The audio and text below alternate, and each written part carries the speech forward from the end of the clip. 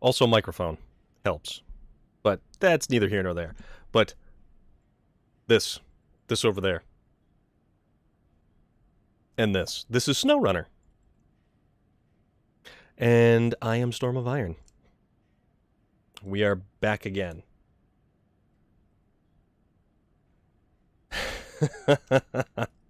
Well, you know, it's all a matter of taste as well. Some people like the more laid-back kind of variety that SnowRunner brings, and maybe other people like other things.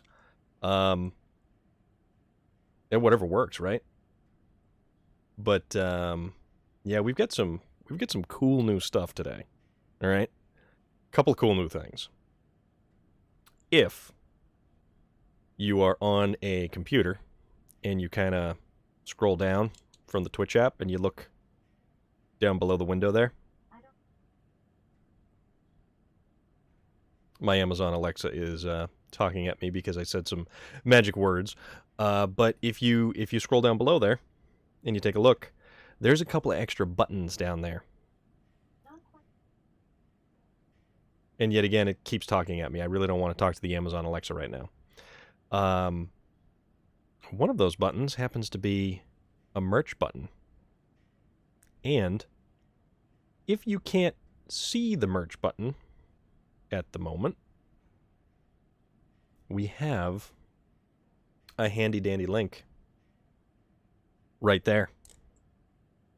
That is our convenient link to our merch. So if perchance you wanted my very basic logo on something, you can get it now, oddly enough. And that's weird, isn't it? So weird. Also my thing. Moya Surfer Dude, how are you tonight? Because you're way in the future. We were just discussing the new cool stuff that we have on the stream. Well, not like super different-y stuff, but you know, we've got some neat things. Let me also tweak around with this little bad boy here. Okay. All right, that's a little bit better. Oh yeah. And my stuff isn't doing that funny thing. Well, it kind of isn't doing that funny thing, but we'll figure that out. I appreciate that, Moya Surfer Dude. As I appreciate everybody who decides to hop on in and join the party, if you will. But yeah, Moya Surfer Dude, we've got a merchandise link now.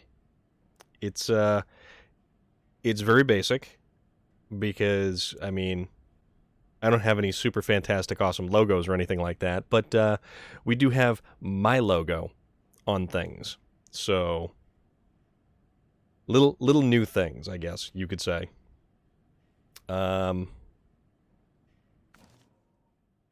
But tonight, let's see what we're going to do tonight. Because we were in the process of recovering giant pieces of lumber. And our next recovery is going to be this large piece of sequoia all the way over here. And we kind of got to figure out how we're going to get all the way over there. I have a basic idea. And we've also got... All right, so it's got to go to the rail car right here. We've got two of our trucks that we never recovered over here. So there's that.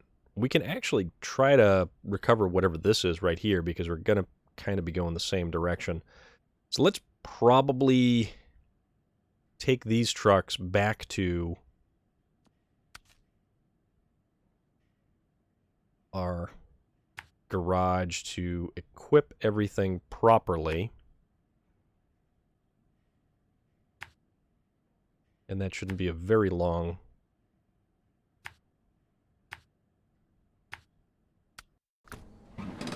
Start with the Dairy Longhorn.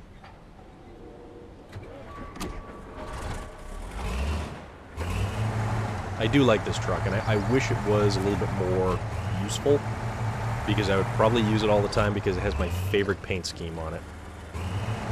Because I am a sucker for the red and black colors.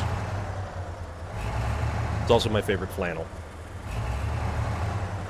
I believe that's a buffalo check, is what you call it. Buffalo check flannel. Just red and black buffalo check. That's where it's at. We're just gonna go bombing along here. Taking suspension damage and tire damage. And going too fast for the road.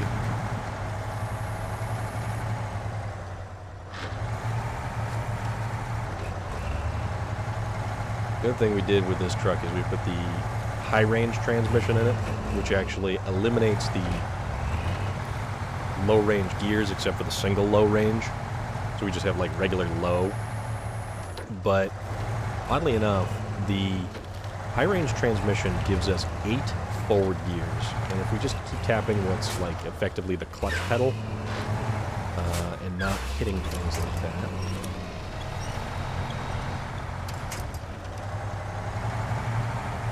And not get stuck on logs.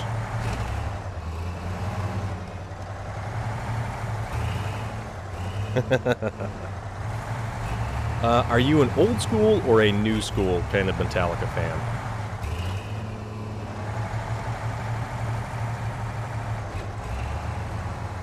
I like a lot of different Metallica.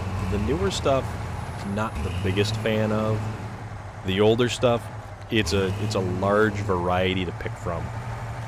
And I pretty much like everything up to, like, even Load and Reload. Fuel being one of my absolute favorite Metallica songs, and that's kind of considered one of the newer songs because it was made in the latter half of the century. Plus, it's a good driving song as well. Like, if you hear Fuel, you want to put the hammer down and just go. But I mean, old school Metallica is just fantastic. That's great stuff. All right, and we need to remember that the 5-slot trailer. You know, it's funny too because the Black Album, that was like my big introduction to a lot of Metallica once upon a time. Alright, so the Azov. Ooh, we might actually not get the Azov back to the garage because we're running low on fuel. Let's see how far we can get it. And then we might dispatch a fuel truck, fill it up, bring it back, and then decide what our game plan is. Whether we go for the Sequoia or we try to recover the truck that's stuck. Effing General Norman is in the house.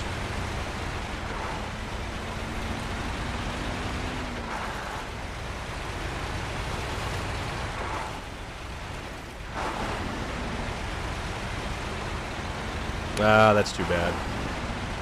An ash tree is actually a really, really nice. It's a nice tree, especially the older ash trees. Those things are so cool. We're on the verge of spring. I mean, yeah, it's the beginning of March, but you can almost see some of the buds appearing on the trees. So we're getting close. We're getting close to better weather. We're getting close to the springtime. We're getting close to car weather again. Hopefully we don't have any big storms, but I mean, there's always the possibility of it being New England that we're actually going to get, you know, walloped with something at some random turn of events.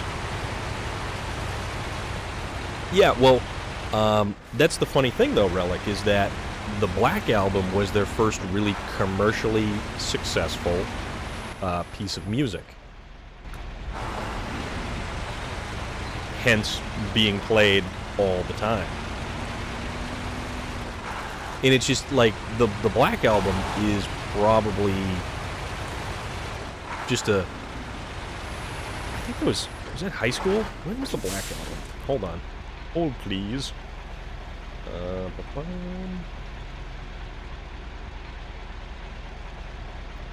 Alright, Metallica Black Album.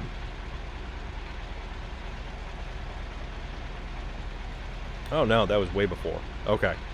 Alright. Alright, so that was released on August 12th of 91. So that's a long time before I was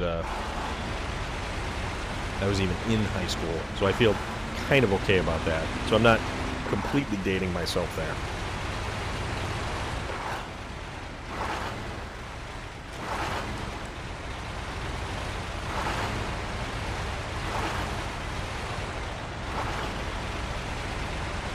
But I mean, a lot of the old school Metallica is just front to back, top to bottom, some of the best Metallica that is out there. The Ride the Lightning, Justice for All, the old stuff, the Cliff Burton stuff. And, you know, it's kind of interesting when you really think about it.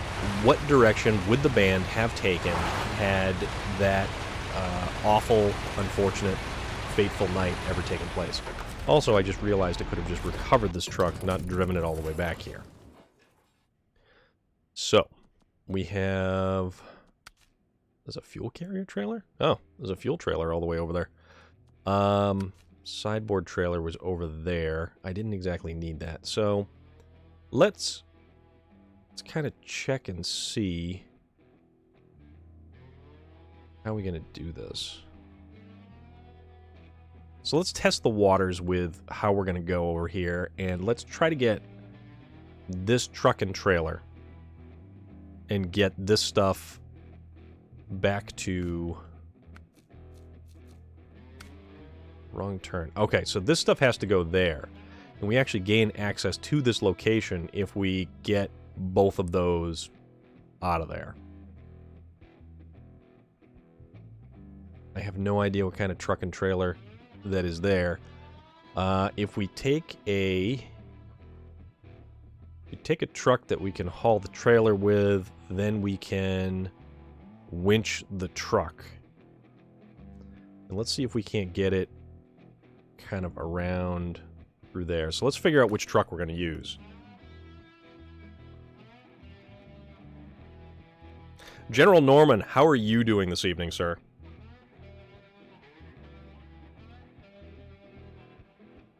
Also, I'm getting pictures of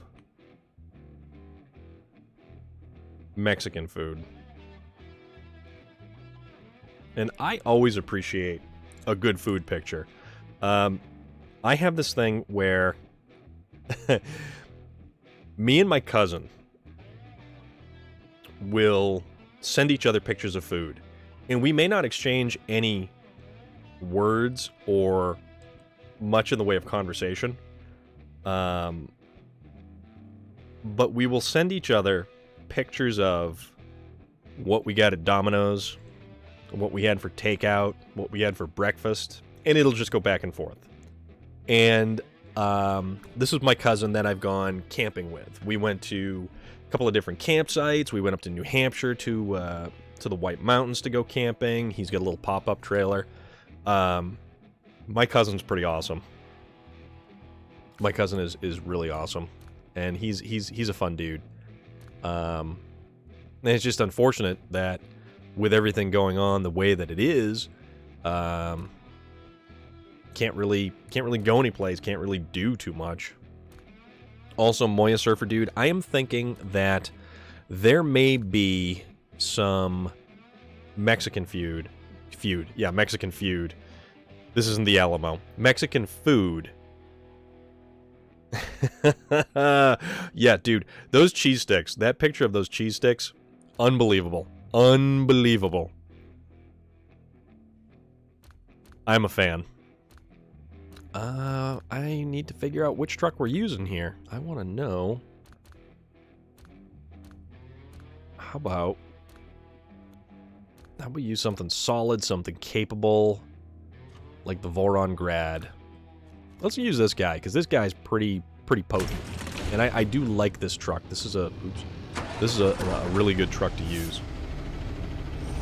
Yeah, I think I'm going to do Mexican food tomorrow. And tomorrow might be a Mexican food and movie night. And I am going to most likely get a giant burrito that's probably the size of my forearm. And I'm okay with that. Anybody else a big Mexican food fan? Because I know I am. I am such a Mexican food fan. I love Mexican food. They make some of the best dessert. Mexican food, churros. And I had churros that were like Boston cream churros. So they were the regular cinnamon. Ooh, Norman. General Norman. That sounds awesome. That sounds absolutely awesome. Because if it's one thing that we want to have a lot of conversation about, or at least one thing that continues to pop up in conversation, it's food. Because let's face it, we all like food. We all like really awesome food.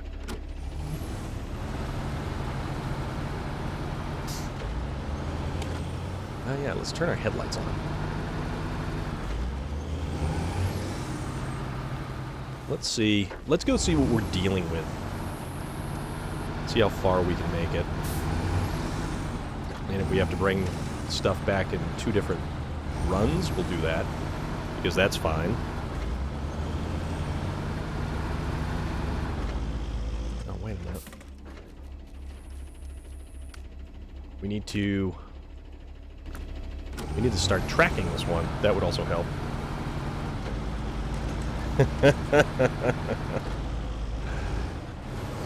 Yeah, I know. I'm awful that way, Moya Surfer dude. You try to stay healthy, you try to eat right, and then Storm starts talking about donuts and pastries and pizza and Mexican food and steaks and burritos and all that stuff. William Sterling, how are you this evening, my friend? I hope all is well. We are continuing our SnowRunner playthrough.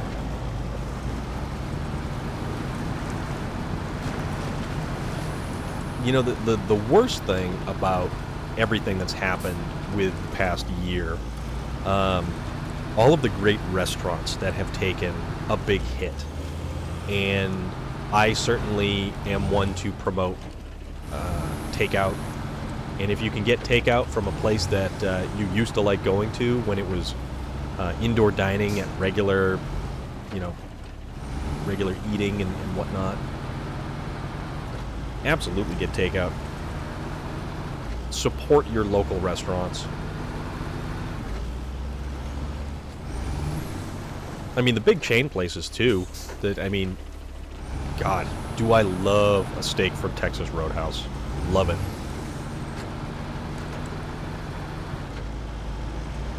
I haven't been to the Outback Steakhouse in, like, forever, either. But then again, the quality of their food sort of shot downhill. When they started getting away from the Aussie theme and just was a regular steakhouse with maybe some minor Aussie wording to their menu, and that was about it.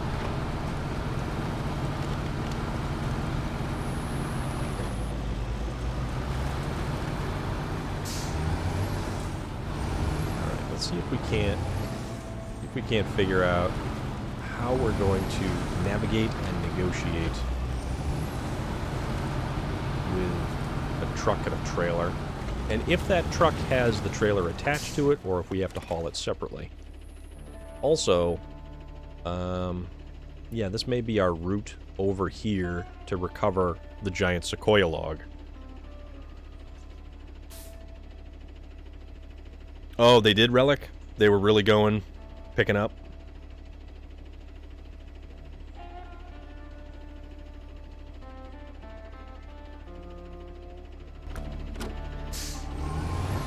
You know what, William Sterling? That is always something to be proud of.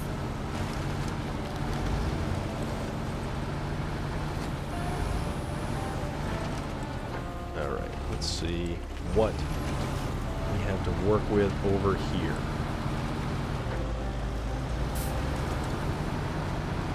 The Porcelain Bank. Oh, it's a, service body trailer. Oh, and one of these guys. Okay. Yeah, that's... Okay. So let's see. You know, this actually shouldn't be too bad. So let's, hook up to this trailer. Let's see how much we can pull with the Moron.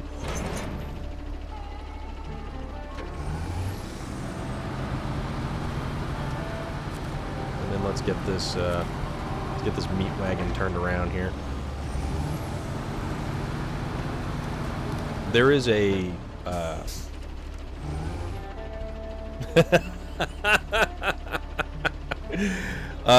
you did absolutely, William Sterling. 100% there, buddy. And I appreciate that actually quite a bit. Alright, so let's just pop this in low range just so we don't speed away. And then it appears... Is that truck stuck? Of course it's stuck.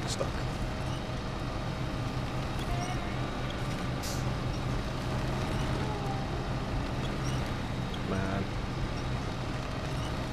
Get it out of the muck.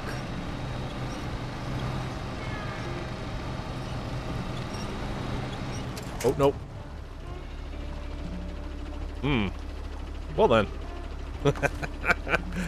Alright, I might have to dispatch a recovery truck if this doesn't work out so well.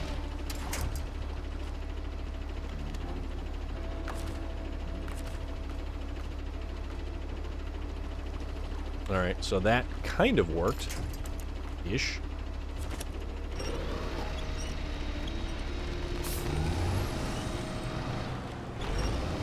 Nope, nope, no.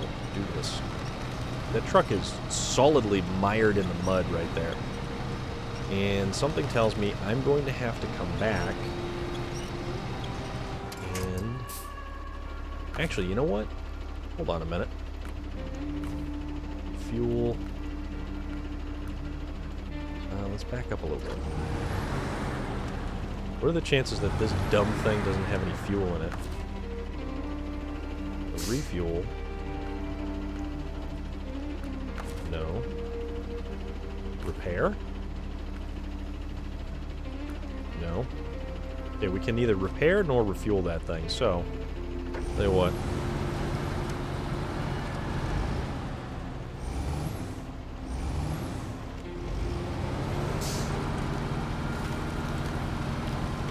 Have to kind of maybe make 2 trips, which actually won't be terrible.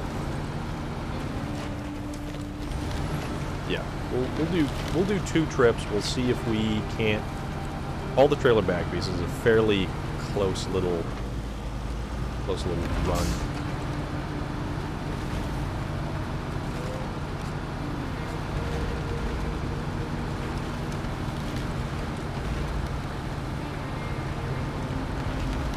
I remember early on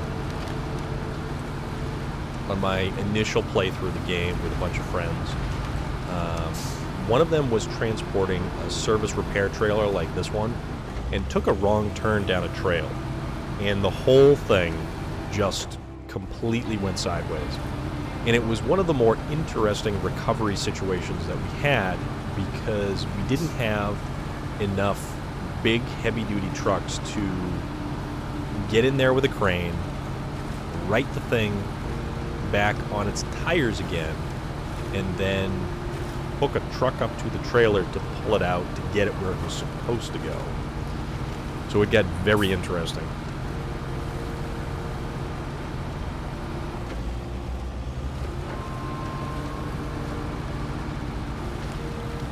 But it was fun, though. It was a lot of fun.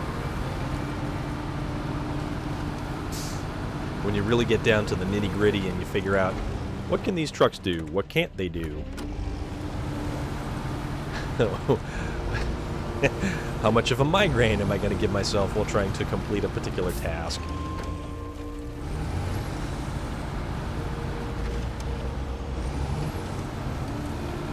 And if need be, we can always get a bigger truck to accomplish the goal that we need to do. Oh, oh, oh. There we go.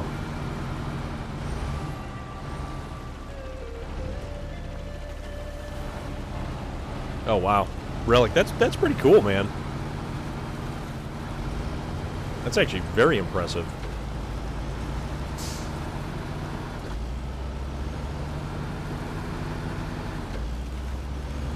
It's fun when you're really early on in this game and you don't have access to all of the giant big stuff that you would have when you completely leveled up, had enough money, have done all of the contracts and tasks and everything, and you're going in various multiplayer games just to do all kinds of stuff.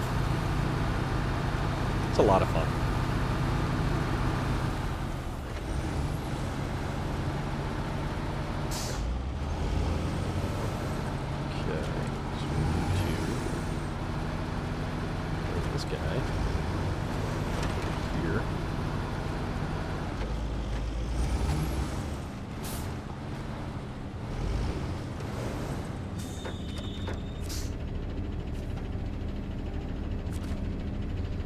So, how about we fill up off the maintenance trailer.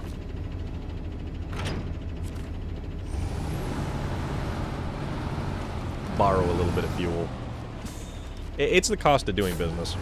That's what it is.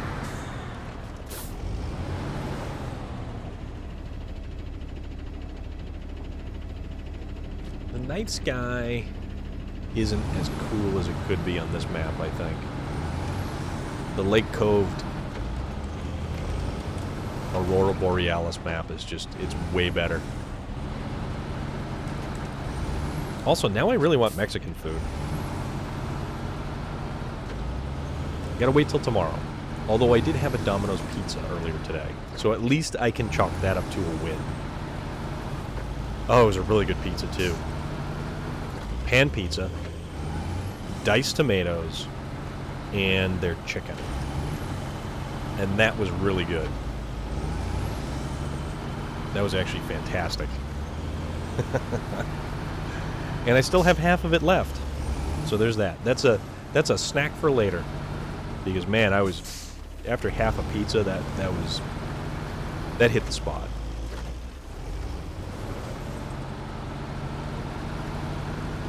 So what is your go-to Mexican dish? If you go to a Mexican restaurant or you're doing Mexican takeout, and we're not talking Taco Bell here, legit Mexican food, what is your go-to?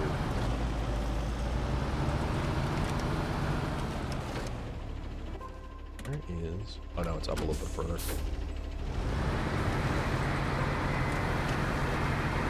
Now we're driving around at night in the dark, and things always look a little different.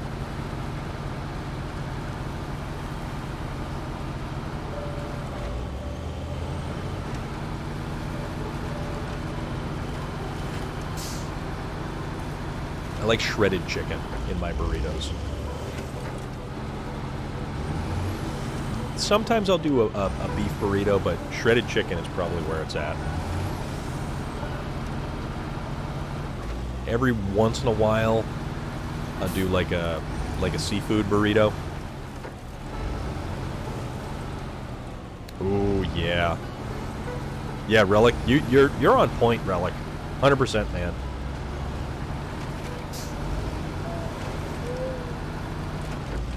Relic, right now, you're my stomach spirit animal.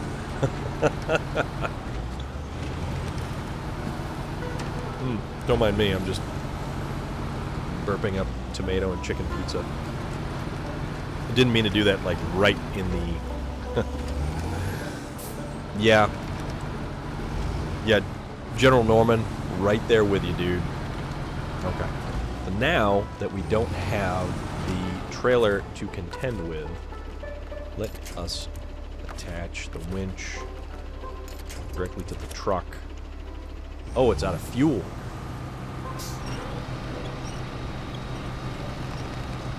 Oh. So why couldn't we have filled it with fuel previously?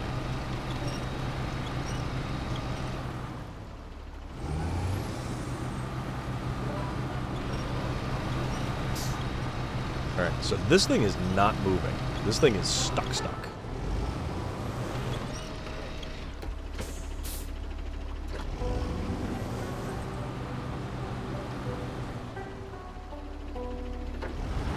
Put a little bit of a running start.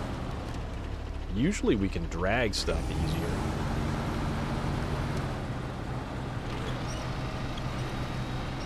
No. Can we even put fuel in this damn thing? Alright. Tell you what. Back to the garage for a fuel truck. Relic, that is awesome. And that chicken looked fantastic. Stuffed with all kinds of awesome stuff. Alright, so we don't need anything big. So what do we want to use to haul some fuel?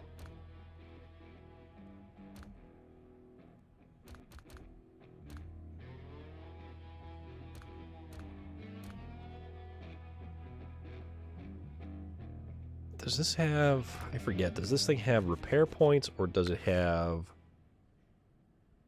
It's got a 100-liter fuel tank. No, that's the pickup chassis. What's the service? No, the service cab has... All right, you know what? Nah, let's use something different. Something different.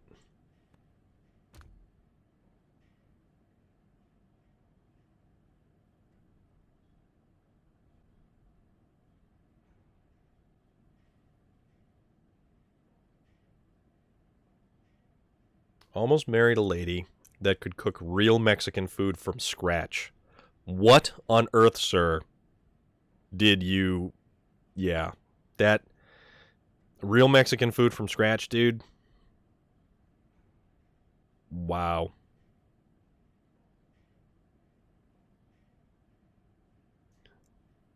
That would have been like... Also, my image is coming through me. It appears. Yeah, we're not... Hold on a minute. Let's fiddle with things because, of course, I need to monkey around.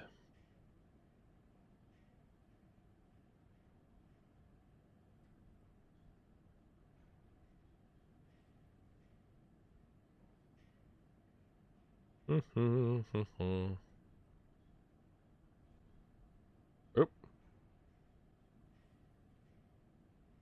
Yeah, weird things are happening.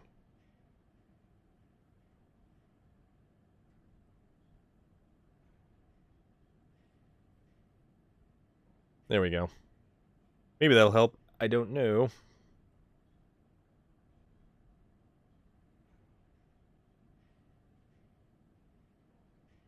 There we go. We'll do that. We'll let that fly for now. As good as we can get, I suppose. Man, real Mexican food. Ooh.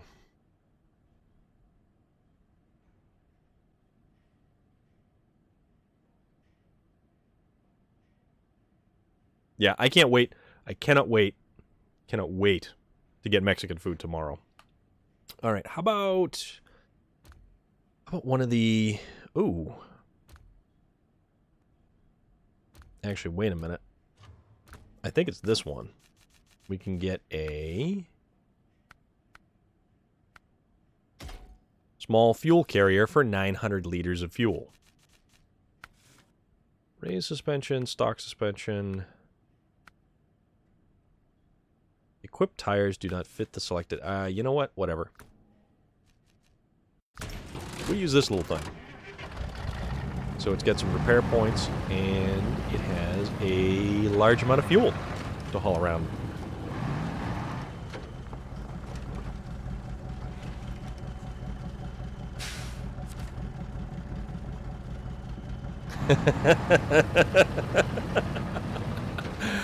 William Sterling...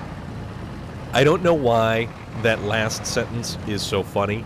It just really is. And that's awesome. You're a cat aficionado.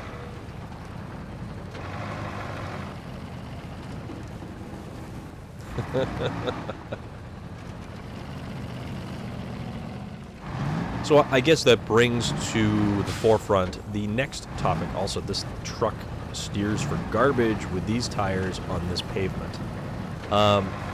So with that said, William Sterling provides us with our next topic of conversation. If you could open a restaurant, it could be absolutely any kind of cuisine, any kind of style. What kind of restaurant would you open?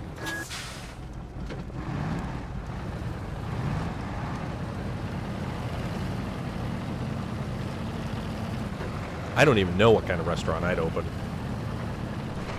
It would just be food.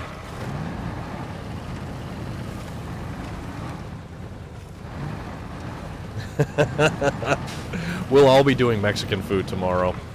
And that'll be awesome. Italian.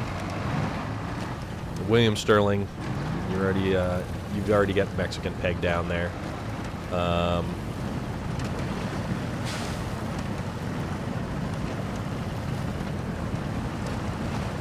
I like burgers. I really do like burgers, but I don't know if I could actually own and operate a burger joint. It's interesting, too, like, places like Sonic, the drive-in. Ah, no, no, no, no, no. Ah, damn it. I swear to God. PS4 Gamer Girl, what up? How is everything going tonight? Our topic of conversation right at the moment, other than me rolling vehicles over on their side, is if you were to open a restaurant, what kind of restaurant would you open or own and operate? Any kind of theme, any kind of cuisine. We have William Sterling with a Mexican restaurant.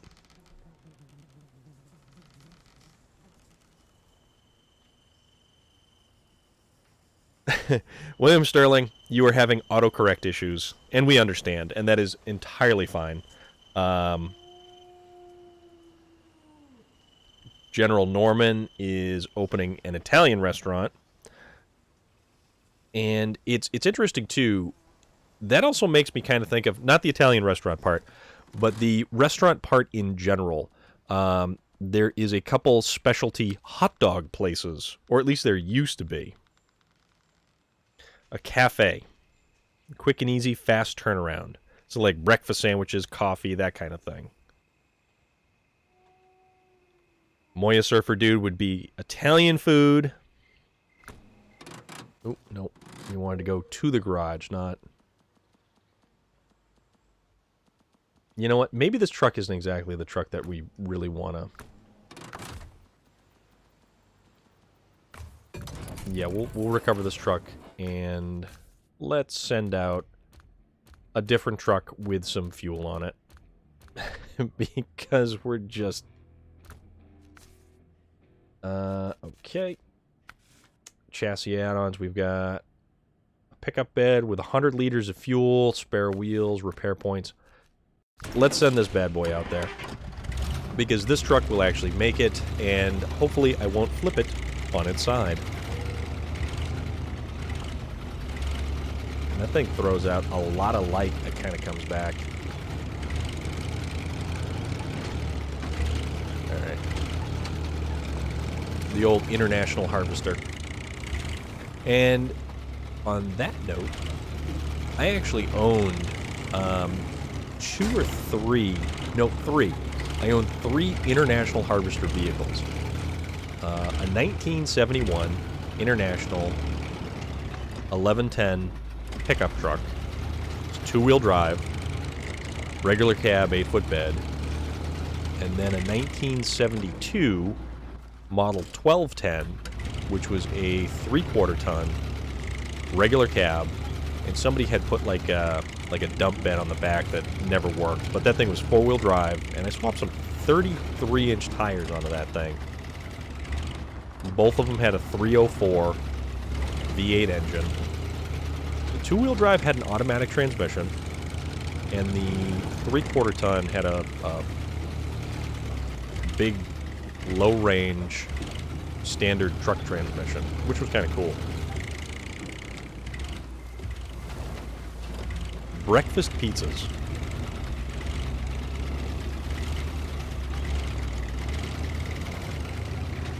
Are you a big karaoke fan? PS4 Gamer Girl.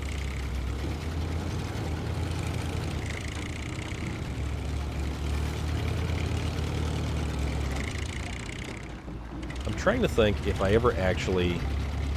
Yeah, I think I sang karaoke once. And there was basically nobody there, which was fine by me because karaoke, not my thing. I'm not too much of a public singer. I'll say anything anywhere. Oop, damn it. Public speaker, yes. Public singer, not really.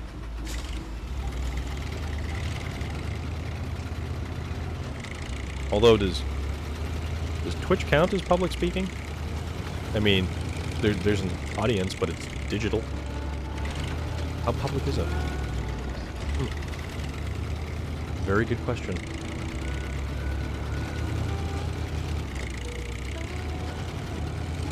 Now I'm just thinking out loud. There's thoughts popping into my head, and they're just kind of trickling out my face region. Right out the mouth hole.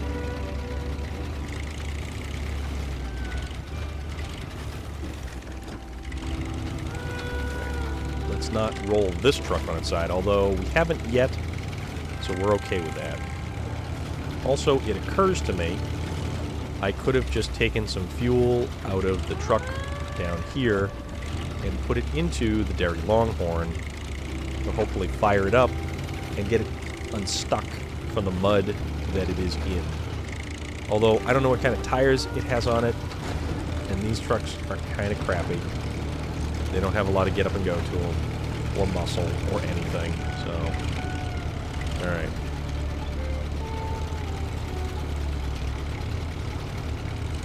Get up a little bit closer here. Get all that mud. All that mud swinging. Slinging right up in the air. So fuel. Refuel the Dairy Longhorn from the pickup chassis. Okay. So there's that. Let's see if that works. See if that actually helps. Change trucks to the 4-on. Attach the winch.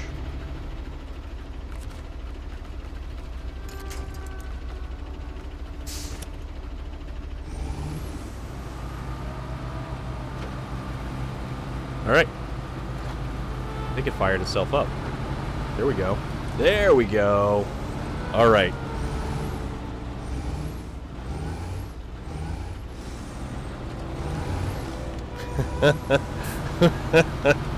That is, Relic, that is a very interesting situation that, yeah.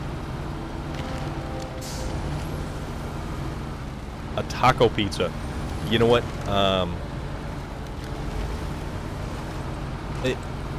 I had the taco pizza from Domino's, and it was awesome. It was a taco pizza, right? Yeah, because they had the cheeseburger pizza and the taco pizza, which the meat was actually made with, was it meat or no? It had taco seasoning, which really made it taste like a damn taco pizza. I don't know. The talking part is fine. The talking part is totally fine. Aha! Mac the Punk. Hosting. Always appreciated. Very much so. But no, I think the talking part is probably the easiest part. I can fill dead air all day long. You guys wouldn't believe how much dead air there was when I was streaming to a grand total of goose egg. Well, no, there really wasn't any dead air because I was just sitting there talking about this, that, and every other thing under the sun. And it's a lot easier than you'd think. Mac the Punk, we are good. We are fantastic right now, as a matter of fact. Also, because there is more people here, a voice as smooth as butter. It's easy, like Sunday morning. Also, if I recall correctly, Waylon seemed to liken my voice to chocolate cake, which was a thing. That was actually kind of funny. I have a voice like chocolate cake. Perhaps it's more like red velvet cake. Or lobster dipped in butter. I don't know. Well, no,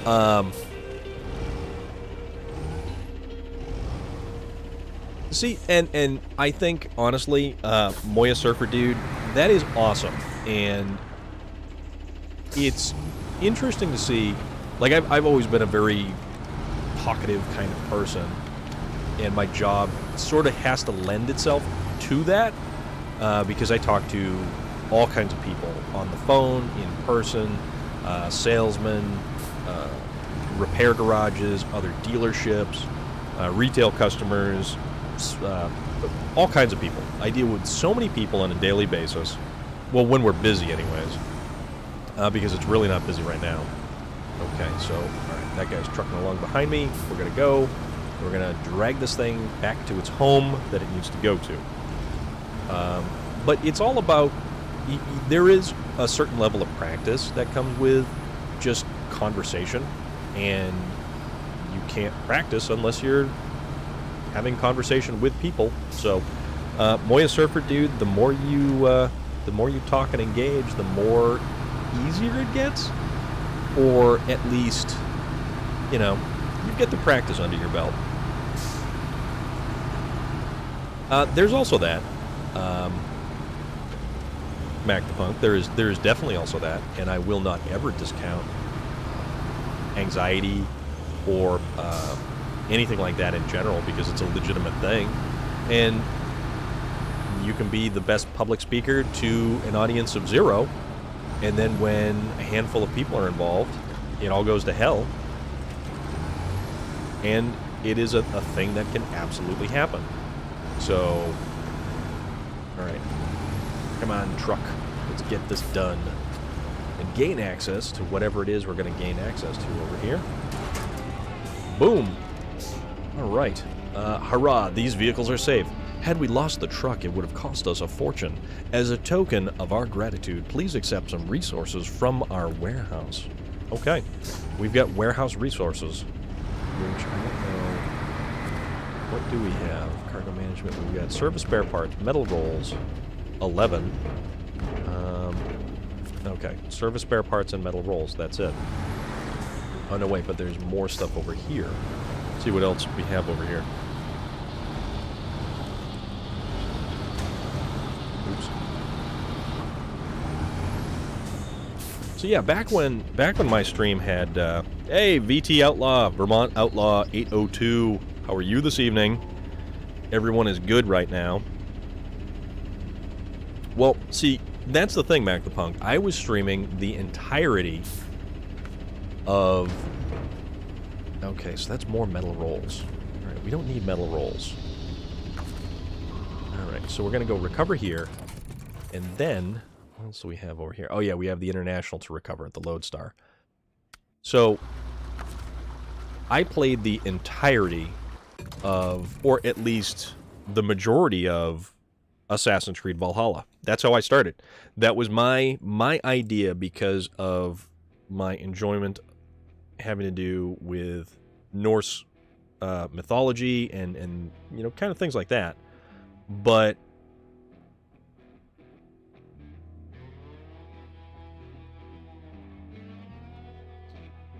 also, let's see, going back to it here, the DLC for Assassin's Creed Valhalla is coming down the road, and let's see, it tells us that expansion number 1 is Wrath of the Druids, and expansion number 2 is The Siege of Paris.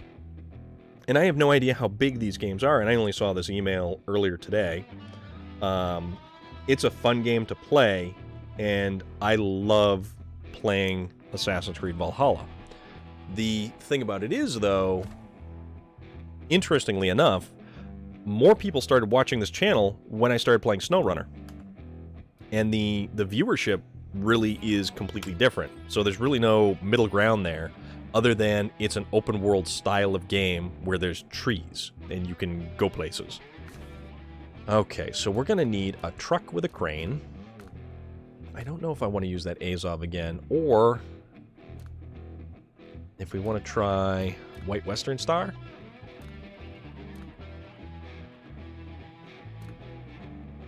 Let's find a good crane truck.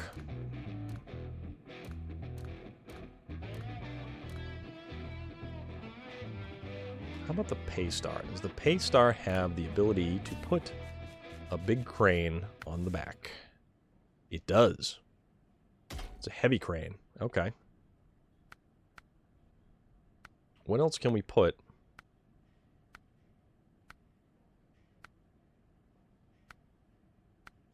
Alright, so we can put that crane on this truck. Let's see. Let's think about this one. What else do we have for trucks that we can use here? Yeah, VT Outlaw. This game is fantastic. I played the absolute hell out of this game. I am so far into this game. It's nuts. Absolutely nuts.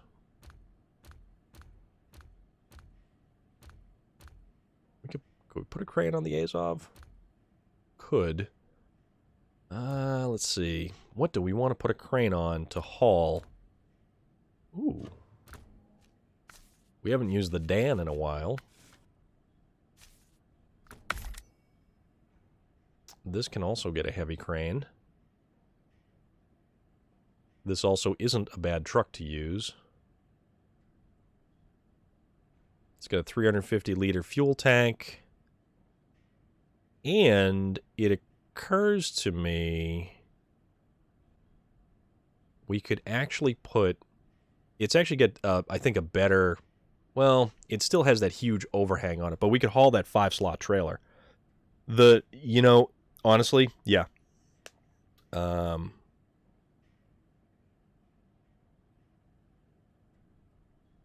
Moya Surfer Dude, have a fantastic night. Thank you very much for stopping in. It's always a pleasure to have you here. Always. Let's see. What do I want to use? Do I want to use either the Dan or do I want to keep going with the... Let's see. Or do I want to use the Azov? Because I can use the Azov as well. And then I can actually haul a trailer behind this thing. This one's got more wheels. It's got a lower overhang. You know what? Yeah, maybe. Yeah, but Vermont Outlaw, the forklift, the telehandler, is garbage. It is so much garbage. And the idea of using it to pick up cargo to put in certain areas, it's just ridiculous. Absolutely ridiculous. You know what? We're going to try using the Dan for the hell of it. This does not have the rear steer, but it's only got a single front axle. Also, in addition to the crane, because we can use it, we want a 5-slot trailer. Do we have a 5-slot trailer that we can haul behind us?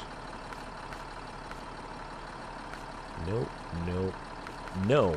No, we don't. So we need something with a... Yeah, we need a semi-truck. Which, that's annoying. So tell you what.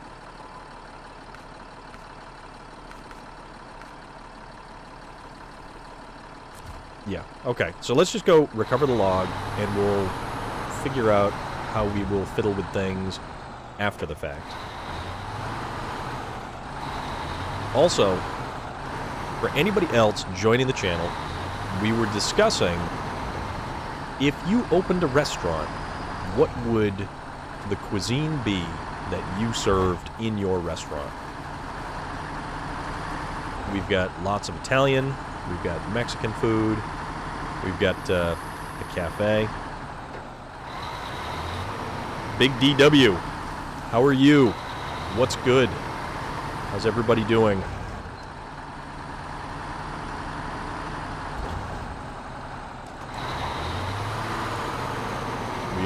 We are going after some sequoia right now.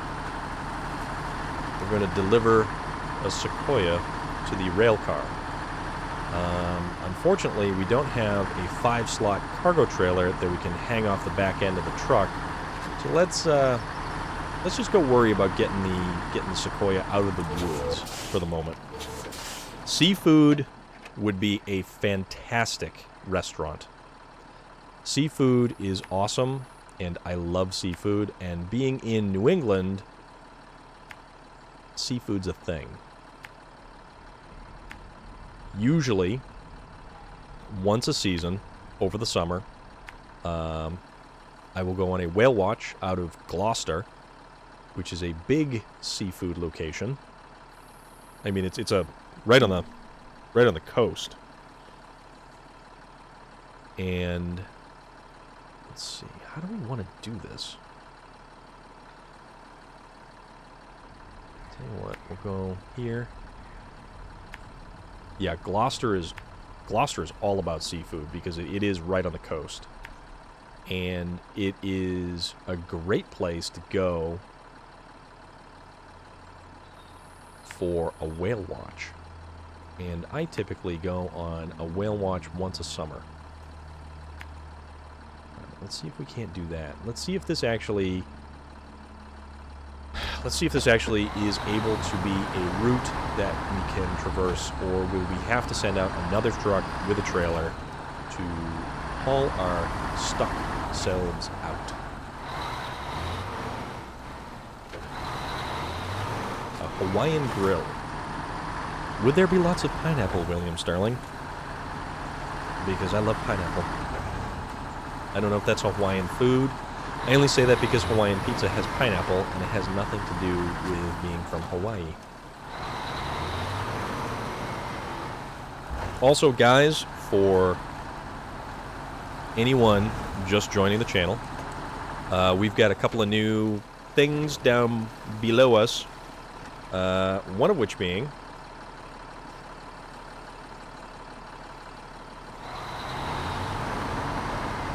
a little bit of merch.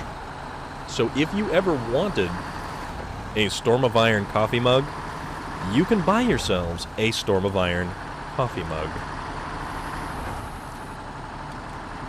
I haven't even ordered one yet because I've only just set all that stuff up. Kind of redid all the little fancy buttons and tiles down below the screen and everything. Avatar: The Last Airbender. You know, that was a train wreck of a movie, and it's unfortunate because the cartoon is such a good cartoon. Not that I've watched the cartoon, I only know that it is in fact a good cartoon.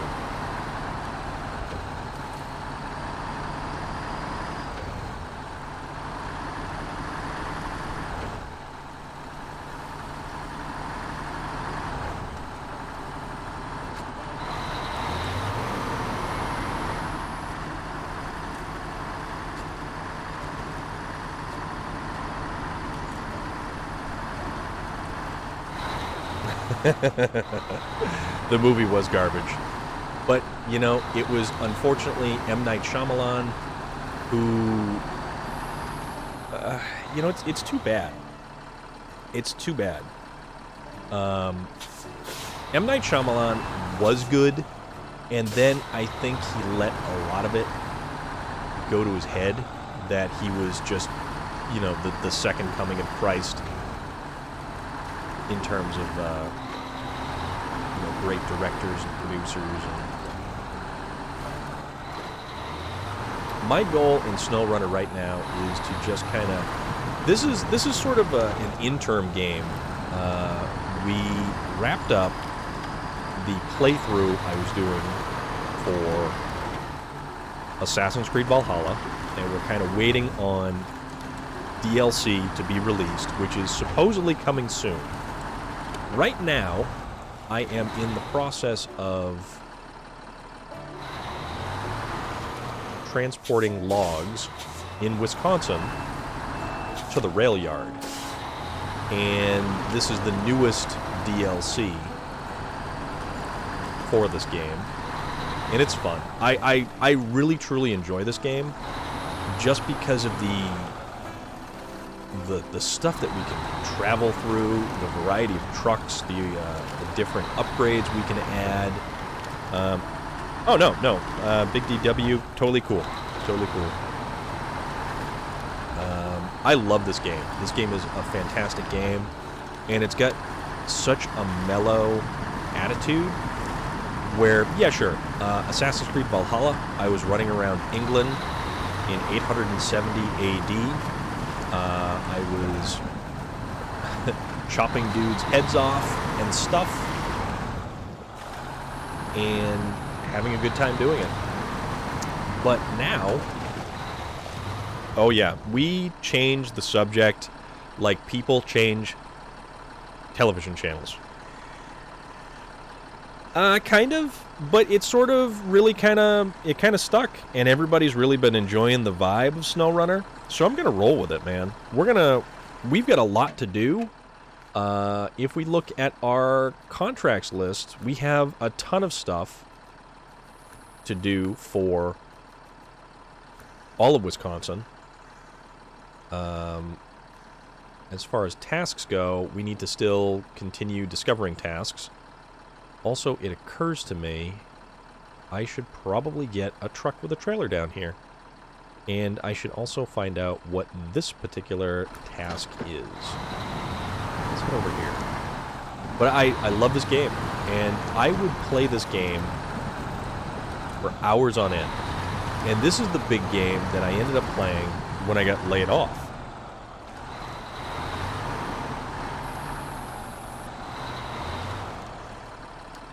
A blimp. Other than, like, the Goodyear blimp,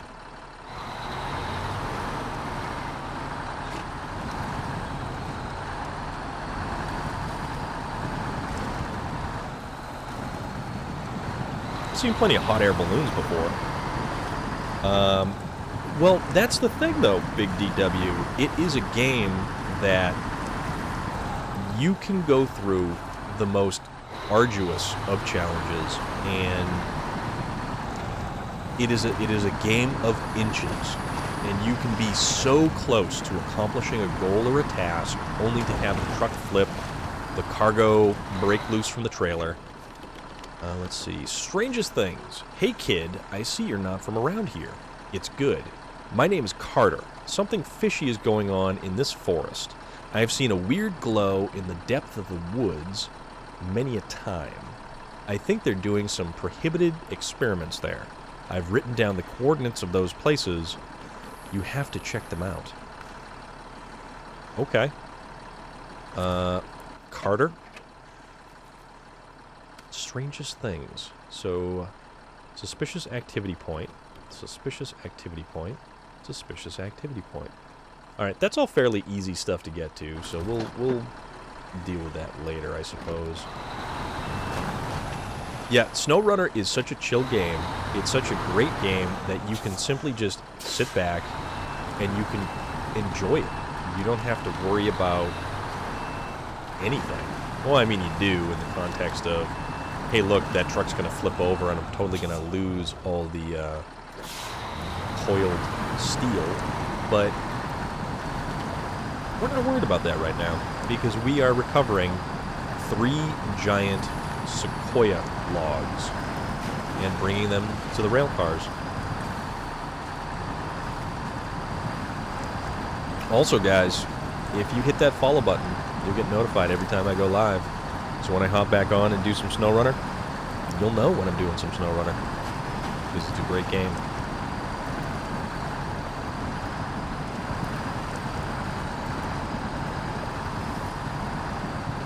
And like I said, if you want to buy a coffee mug with my logo on it, you can do that too.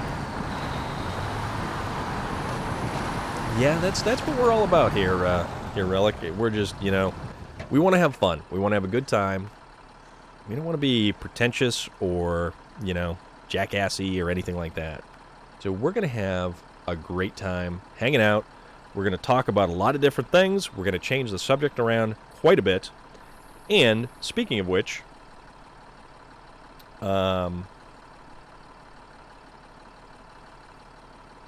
it's funny because you mentioned relaxed and chilled out. I had someone who actually did their taxes while my stream was playing in the background because of just the mellow, low-key, dulcet tones of yours truly. Let's see, what do we want to bring up? So,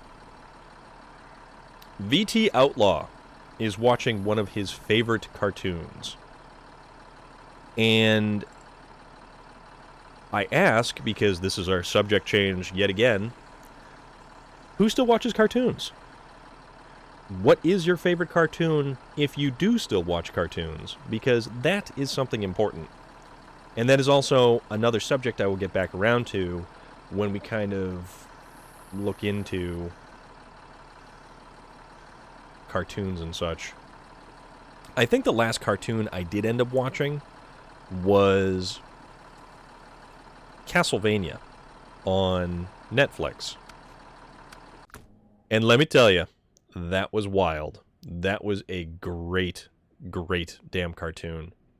Although, no, my nephew was around. We were also watching Cars. So, I mean, granted, that's a animated movie, but... Yep, that's some... William Sterling, 100%. That's some great stuff right there. Also, now, let's figure out which truck we want to use to haul the big trailer to the place with the stuff and the things. So, tell you what, Freightliner... Let's roll out with a Freightliner. I love this Freightliner. I really do. It's such a great truck, and I wish this truck was more useful early on. Like I said the other day, it had this weird glitch where the steering would go from completely one direction to completely the other direction. Sideboard semi, and away we go. Let's see. We'll plot our course. Also, I hope that we can get this... Yeah, we should be able to get this through places.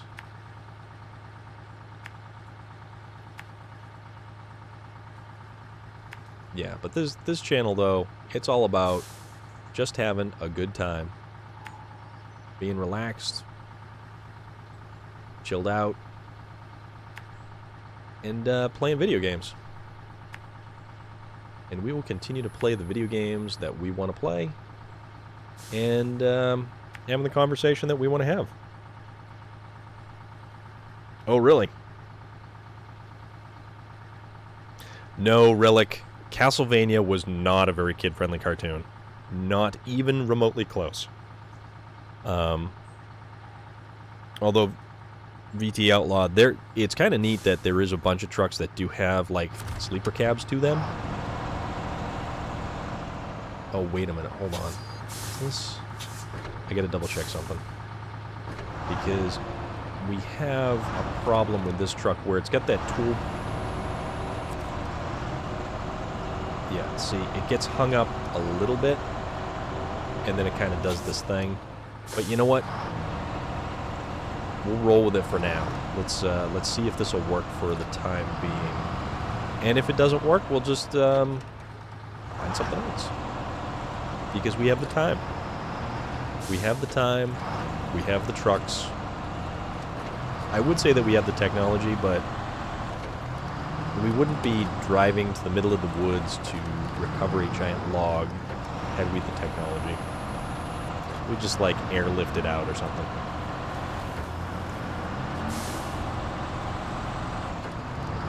Also, is anyone playing the new Outbreak mode on Call of Duty? That's my after-hours game, if you will. There's some games I'll stream, and then there's some games which I will just chill out and have a real good time with. And the new Outbreak mode on Call of Duty is an absolute blast. You know, actually, that's pretty awesome. And... oh, Angry Beavers. Oh, man. Angry Beavers is going back. It's kind of like Cat Dog. Cat Dog. Cat Dog. Alone in the world is a little cat dog. TMNT. The original TMNT. Yes. Street... oh, my God, dude. You are pulling some serious old school games there. Or cartoons, excuse me. But yeah, General Norman, it's a blast. That new mode is an absolute, just unbelievably fun time. And it fulfills every zombie apocalypse fantasy that runs through my brain. Oh yeah, maybe we can put in forward drive will actually do its thing. big trucks, big stacks. There we go. High school, I actually went to a tech school, and it was landscaping, arboriculture, grounds maintenance, stuff like that. So I got a lot of hands-on time with tractors and equipment. And we had a 1986 Chevy K30. So it was a square body Chevy. Love those trucks. Square body Chevys are awesome. It was a 86 square body Chevy with a dump bed, and it had the four-speed big truck transmission with the low range. So low 1, 2, 3. That thing was awesome. We used that to tow our chipper. We actually did a lot of we did a lot. That was a hell of a time. All right, what are we going on here? What do we actually? Oh, we're stuck like that. Okay. Now let's. There we go. And as long as we don't tip, we'll be fine.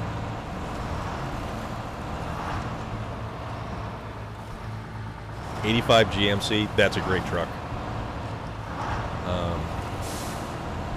And it is utterly mind-bending right now to see how much those trucks are going for.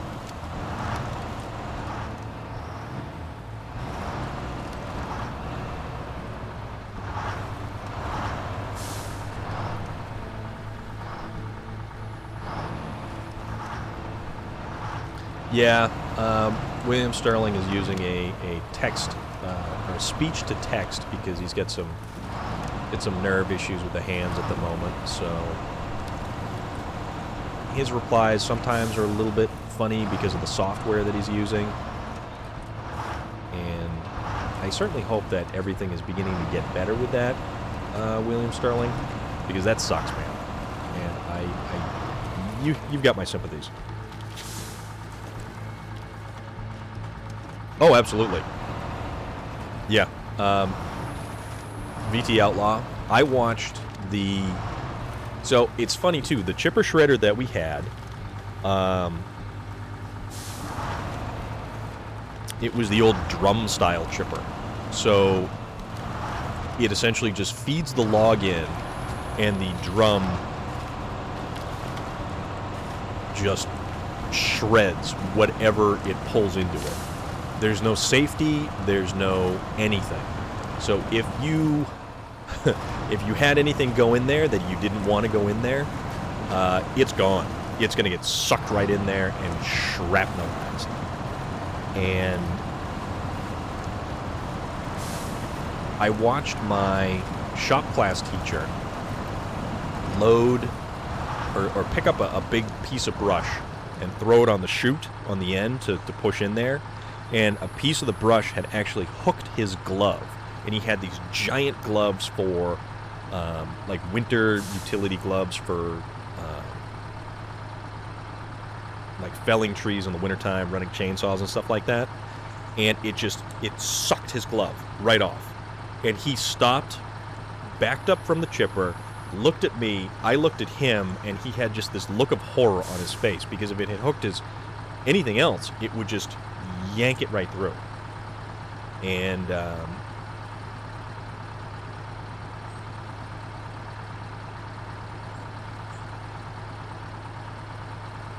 yeah, so the other style of chipper is that giant disc style chipper, and it's got the hydraulic feed rollers with the safety bar on the top of it, and you can actually control the feed. And it just feeds it in at the speed of the hydraulic rollers. And those things are so much safer. Those things are incredibly leaps and bounds safer, more so than the old drum-style chippers. And the drum, the longer the piece of wood that you feed into it, the slower the drum will begin to spin, because that's the thing that pulls the log in as it chips it at the same time. Whereas the disc style of chipper uses a giant disc, and it's got paddles on the end of it, so as it chips it, it uses the paddles and it shoots it out the chute, And it's got hydraulic feed rollers that are only going to feed the log in at a specific rate of speed. Alright, now we are going to load this giant piece of lumber into the back of this truck. So crane mode it is. Although I'm probably too close to this damn thing. Ready?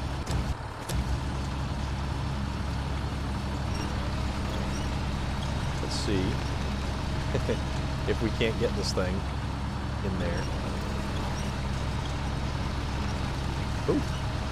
Oh, almost. Nope. Alright. Change trucks.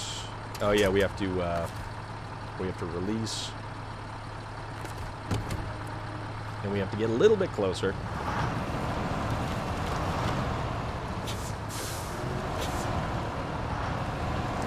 Let's see.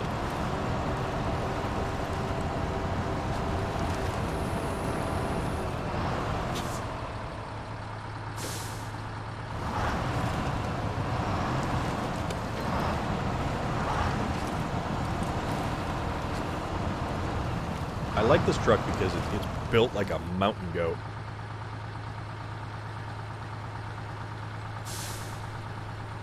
Oh, wow. Holy crap, dude. That's not good. That is not good at all.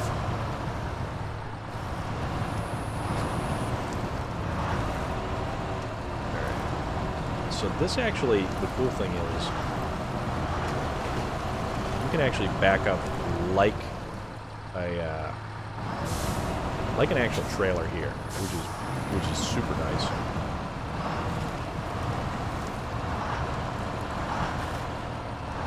So, I think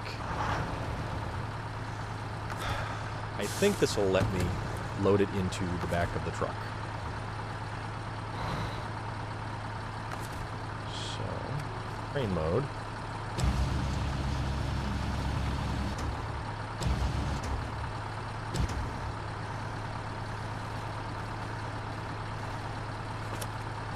It does some weird stuff nowadays. Yeah.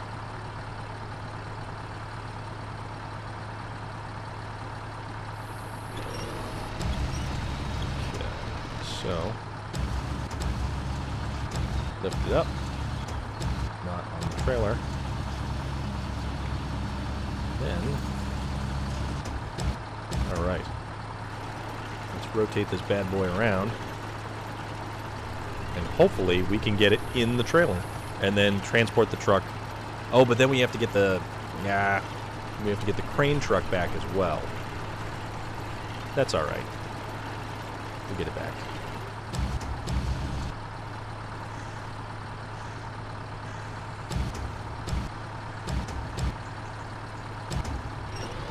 Lower this down. Hopefully we are... Yep. Okay. Release the winch.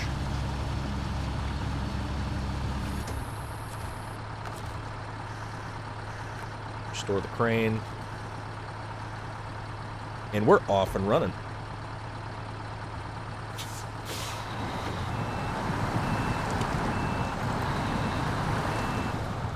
So we will get this guy back up to the...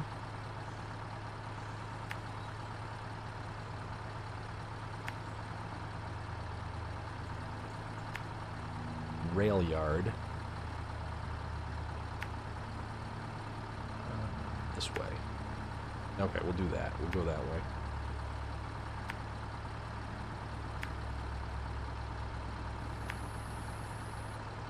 Take the truck around, round, and around. Okay, so that's where we'll end up. Or at least we'll try to end up.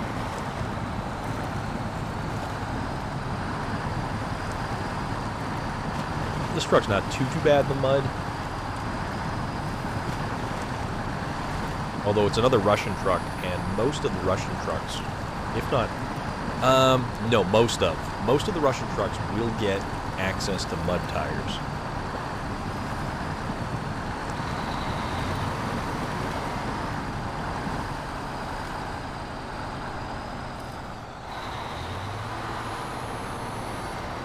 If we're not stuck on things.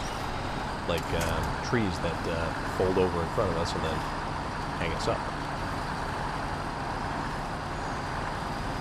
I can only imagine where this is going, William Sterling, because firefighters are some of... Yeah, they're some pranksters, all right. So this is probably going to be very interesting. All right. We're apparently hung up on something, and the winch continues to hook on things.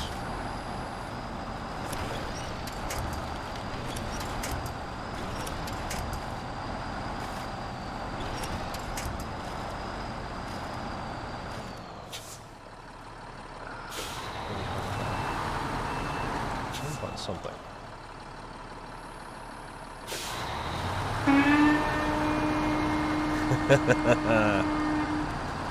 You damn right.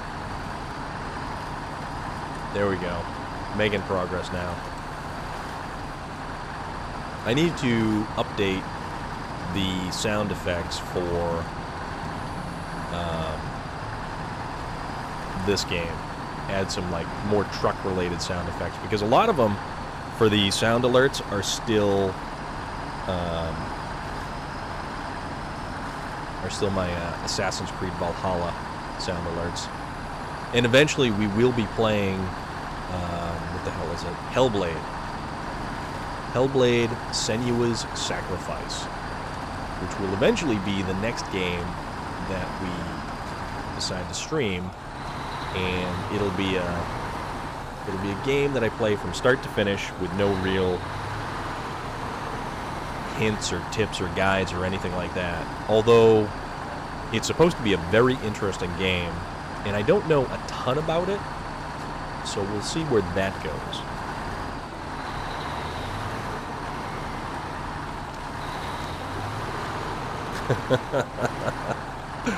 Oh, William Sterling, that's brutal. Which one are you playing, VT Outlaw?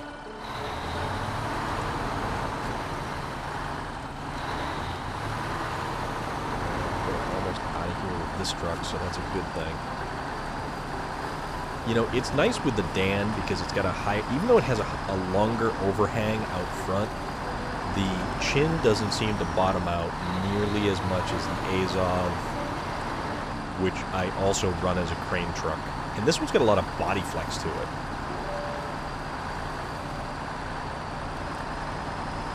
House Flipper. I know people who have been playing that.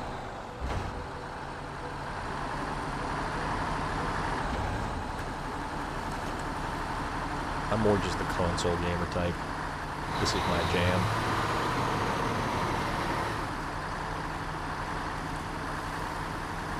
Actually, you know what's another great game? Yeah, Relic, dude, I can't even begin to imagine something like that. You know, William Sterling being, you know, a firefighter, that's something where you will definitely see some shit.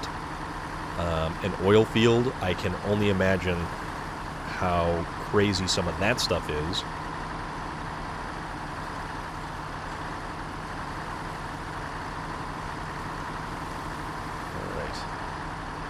We are back up here, so this is where we will use this truck to unload the log into the rail car.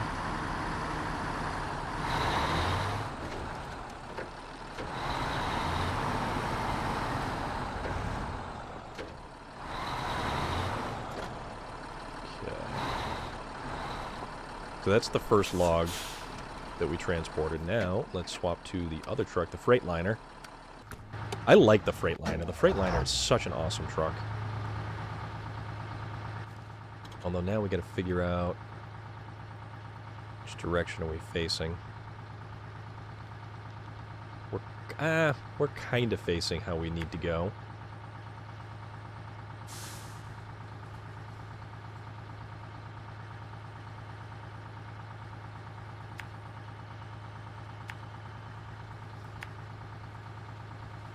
Alright, we'll do that. We'll just plot our course real quick, so it makes it a little bit easier to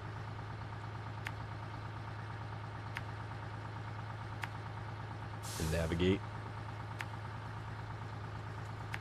And then up around, and then we'll go here to unload that.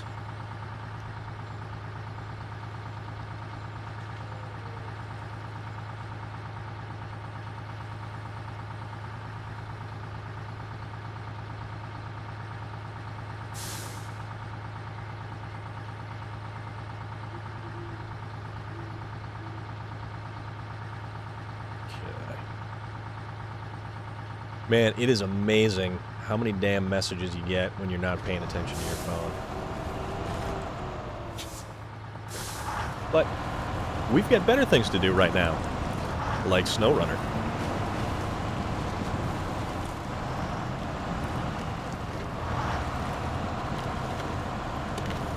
Oh yeah, headlights. Headlights help. Headlights help a lot, especially in the dark. Oh, wait a minute. Hold on.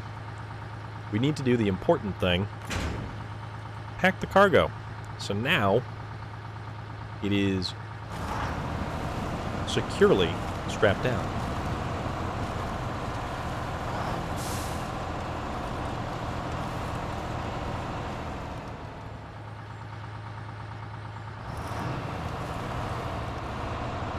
Whoa.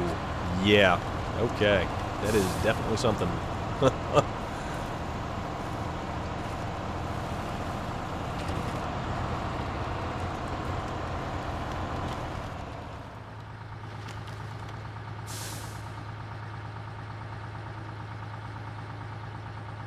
A little bit of H2O.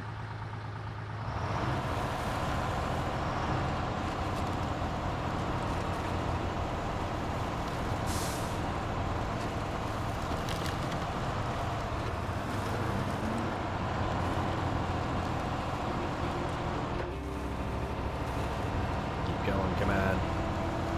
So, I think we'll attempt to change subjects from that particular one.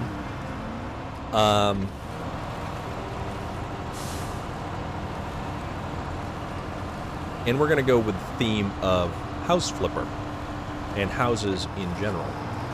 So if you could own a house, don't tip over, don't tip over. Where would you want your dream house to be? Anywhere in the world.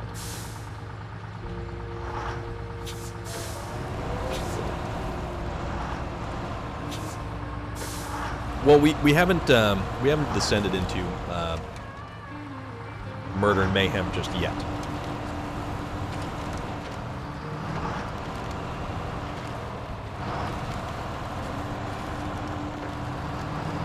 So we'll talk about dream house locations to get away from at least a little bit of the gruesome aspect of you know,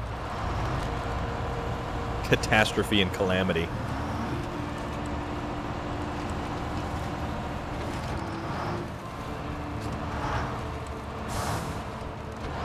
Not having traveled much, I still genuinely enjoy New England and all of the stuff that New England really has to offer and how much is so close to me. From the coast, seafood, Boston, New Hampshire, the White Mountains. William Sterling, evil clowns are absolutely a subject.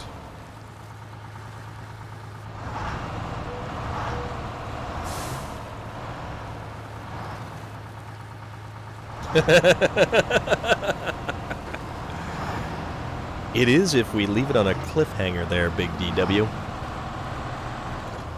But I'm gonna, yeah, that's a thing. But yeah, where would your dream house location be?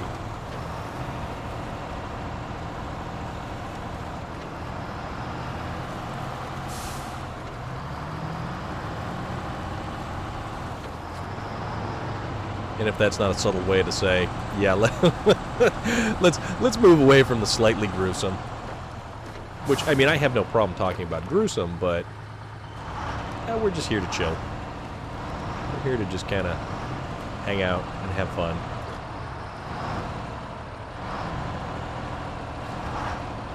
Okay, so here we are. Now, let's see about getting this bit of lumber from this truck. No, we want to go this. All right. And change truck. Too far. Okay. Change truck this way, back to the Dan 96320.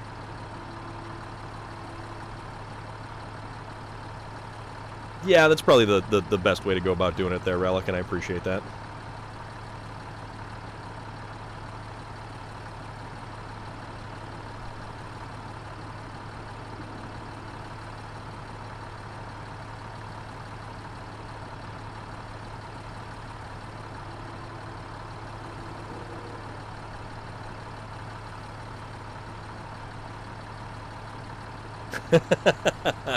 I got you, William Sterling.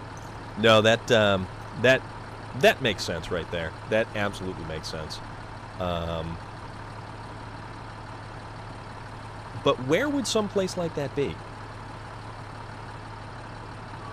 Where could you go that you wouldn't have to worry about all sorts of things like that? Because there's a lot of places that, man, there's some natural disasters that happen. Alright, so let's go take this bit of lumber, activate the anchors, crane mode. Oh, you know what? We gotta unpack the cargo. That way we can actually lift it out of there. Back to the Dan. Okay. Turn the headlights on. Back to the crane. And let's see if we can't make this.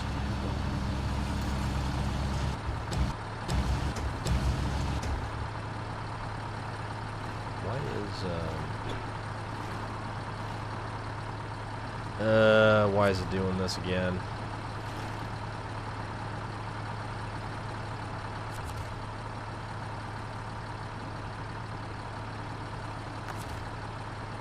So, crane mode.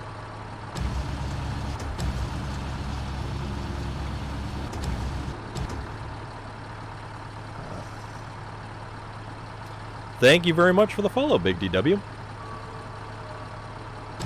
Really appreciate that. Also, we've got to try to figure out what's going on with... Yeah, what's up with this?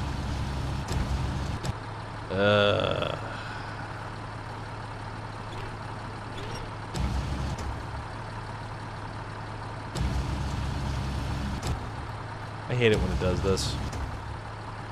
It does all this weird stuff. Tell you what. Change trucks. Back to the Freightliner.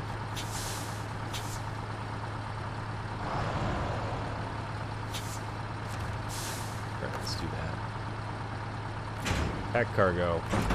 Unpack cargo. Okay. Change trucks. Back to this one. Crane mode. There we go. Okay. Yeah, I hate having to do that. And... yeah, Whispers are... let's see. Massachusetts is actually a really nice place to be. And Big DW, if you go to... on your main screen, it's in the upper right-hand corner, which will be the little thing that looks like a talking bubble. You hit that, and then you just hit your Whispers button. And that is how you get Whispers.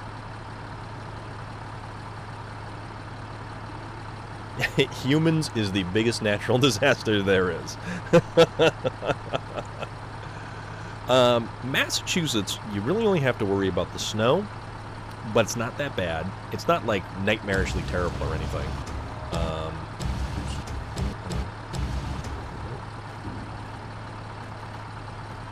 There we go. Catch that. Hurricanes are not a big thing up here.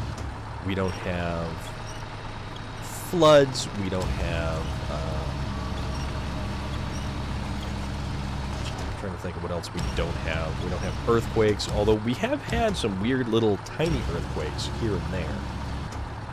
So, let's rotate this piece of lumber around so that we can drop it in this cargo container trailer. This rail car, if you will. And hopefully this does something.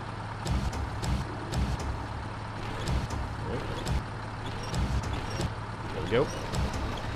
And detach cargo. Cargo management. Stage complete. All right. Awesome. Restore crane. Where is the next?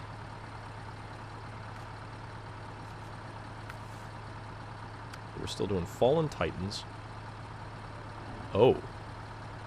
Oh, wow. Okay.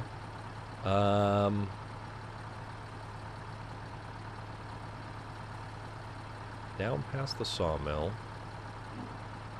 Through here. Over to here. Okay. So we've got a ways to go. We'll get there. We'll figure this out. I mean... we got to. It's the only way to get forward momentum. What is only for the worthy? I guess we can find out what that is along the way. Oh, that's that. Okay. So, that's the garage. Come down here. And we got to make it all the way in there. So I guess what we'll do... We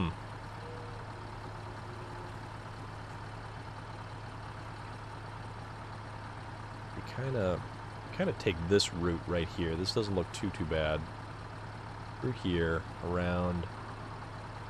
Yeah, okay. We can do that. We can make that happen. So let's recover this guy because it'll put us actually closer. Then we can go back to... Freightliner over here. Yeah, it's kind of... The Twitch app for the phone is not the most intuitive of things. So, I mean, it could be a lot better. Mostly it's just for, hey, I'm going to watch things, and that's about it.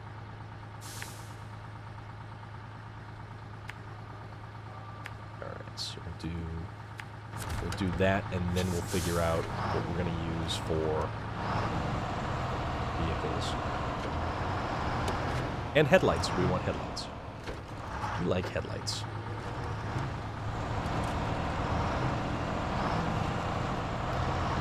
So yeah,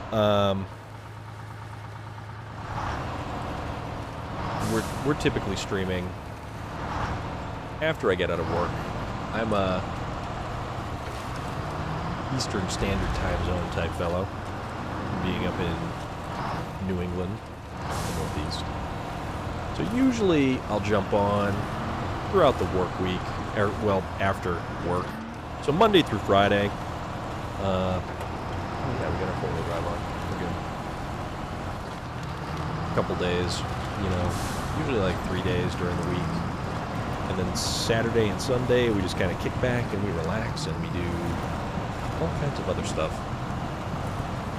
There's a great many different things we could be doing, but typically it doesn't involve much because there really isn't too much to do in the world as it is right now. So last weekend, it was Call of Duty. Well, no, last weekend I did have to work on Saturday, but then it was Call of Duty. And it was Call of Duty with the new Outbreak mode. which, zombies. All the zombies. Oh man, we may not be making it back to the garage with 21 liters of fuel left, but let's see how far we can get. Because 200 liters in the tank on this thing is kind of obnoxious.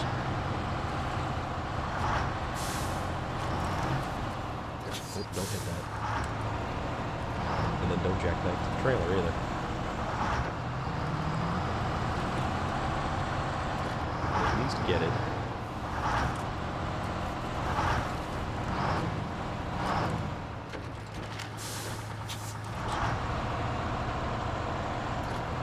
We might actually pull that off. Okay. We did pull that off, oddly enough. As long as it doesn't start doing the stutter step when it starts running low on fuel, like they have been known to do. Alright, so trailer store, get rid of this trailer, sideboard semi-trailer, and then recover the truck. So we might not be using the Freightliner for the next Sequoia log that we have to get. We will be going to this guy right over here. So we've kind of got, actually, you know, we could take the beach route, but no, let's follow.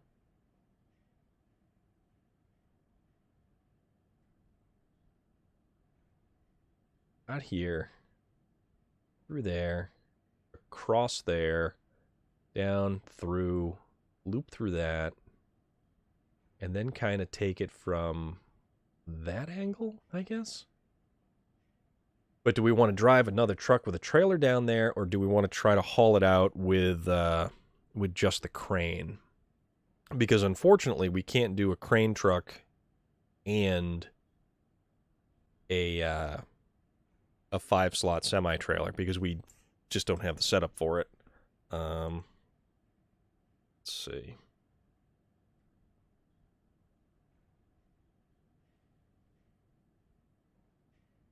What do we want to use? Let's figure it out. Thank you very much, Big DW. Thank you for the follow. We will be streaming more of SnowRunner in the future. We're not gonna wrap it up anytime soon. We'll put it that way. Because it also is a little bit slower pace, so we get to kind of kick back, we get to hang out, we get to talk a little bit more, and bounce around subjects like we're changing the channel.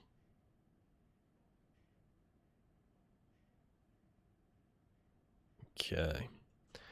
So let's see. We want to...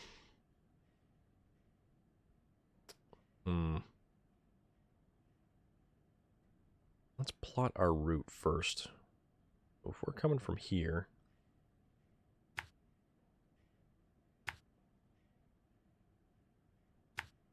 Rail production plant. That's gonna figure in right there, so... At some point anyways.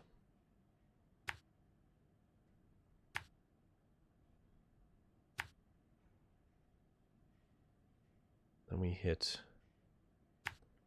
this here, there, here, and we'll cut through, cut through, get it? The sawmill. I know, that was just horrible. That was so horrible. Cut through the sawmill.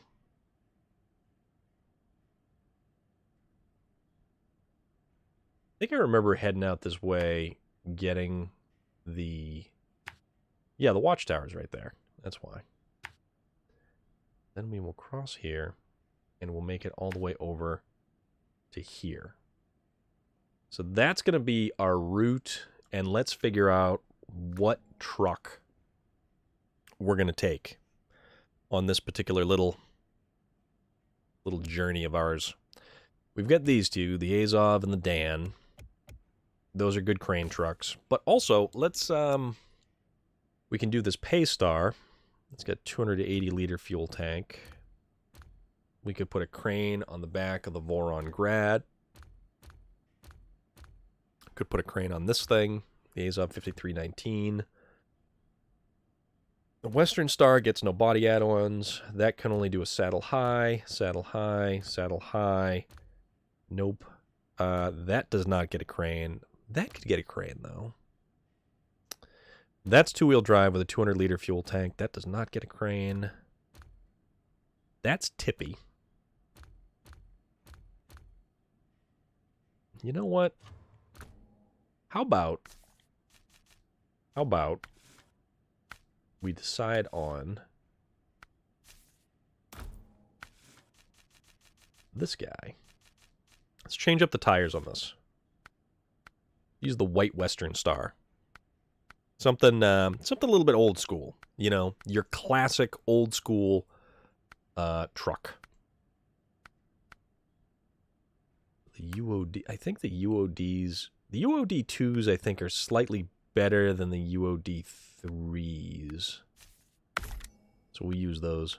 We don't need chain tires because we're not going to be going through the snow. Sell off a couple of those. The winch, we've got the right winch. Whoa! What are you doing, truck?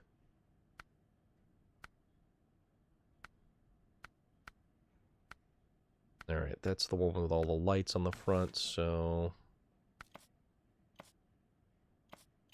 That's the DLC stuff. We don't want to use that. The truck's doing the kibby right now.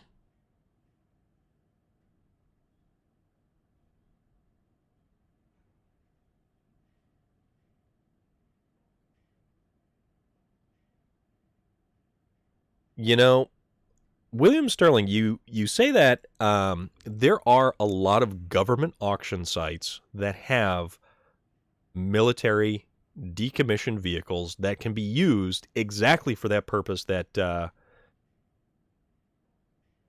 Exactly for that purpose. So here's the thing: if you watch any of the Motor Trend on-demand television shows, watch Dirt Every Day with Fred and Dave. And there are many, many times they have actually bought vehicles from government auction sites or government sale sites, and they modify them and... Oh, absolutely, dude. No. It's totally cool, man. Yeah, this truck is absolutely having a mental breakdown. I believe it speared itself through the cranium with the crane arm. It's funny, too, because I've never really had any of the weird glitches that some of the other people get when they're playing this game. So, this is one of the stranger ones.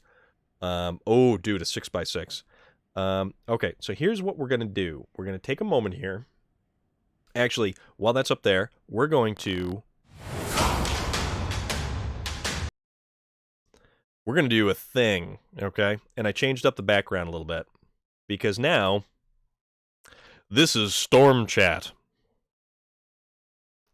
Because William Sterling, we're going to talk about some military stuff. And our good friend, General Norman, had come up with that awesome name for the channel. Or the little bit we have here. So what we're going to do is we're going to look for...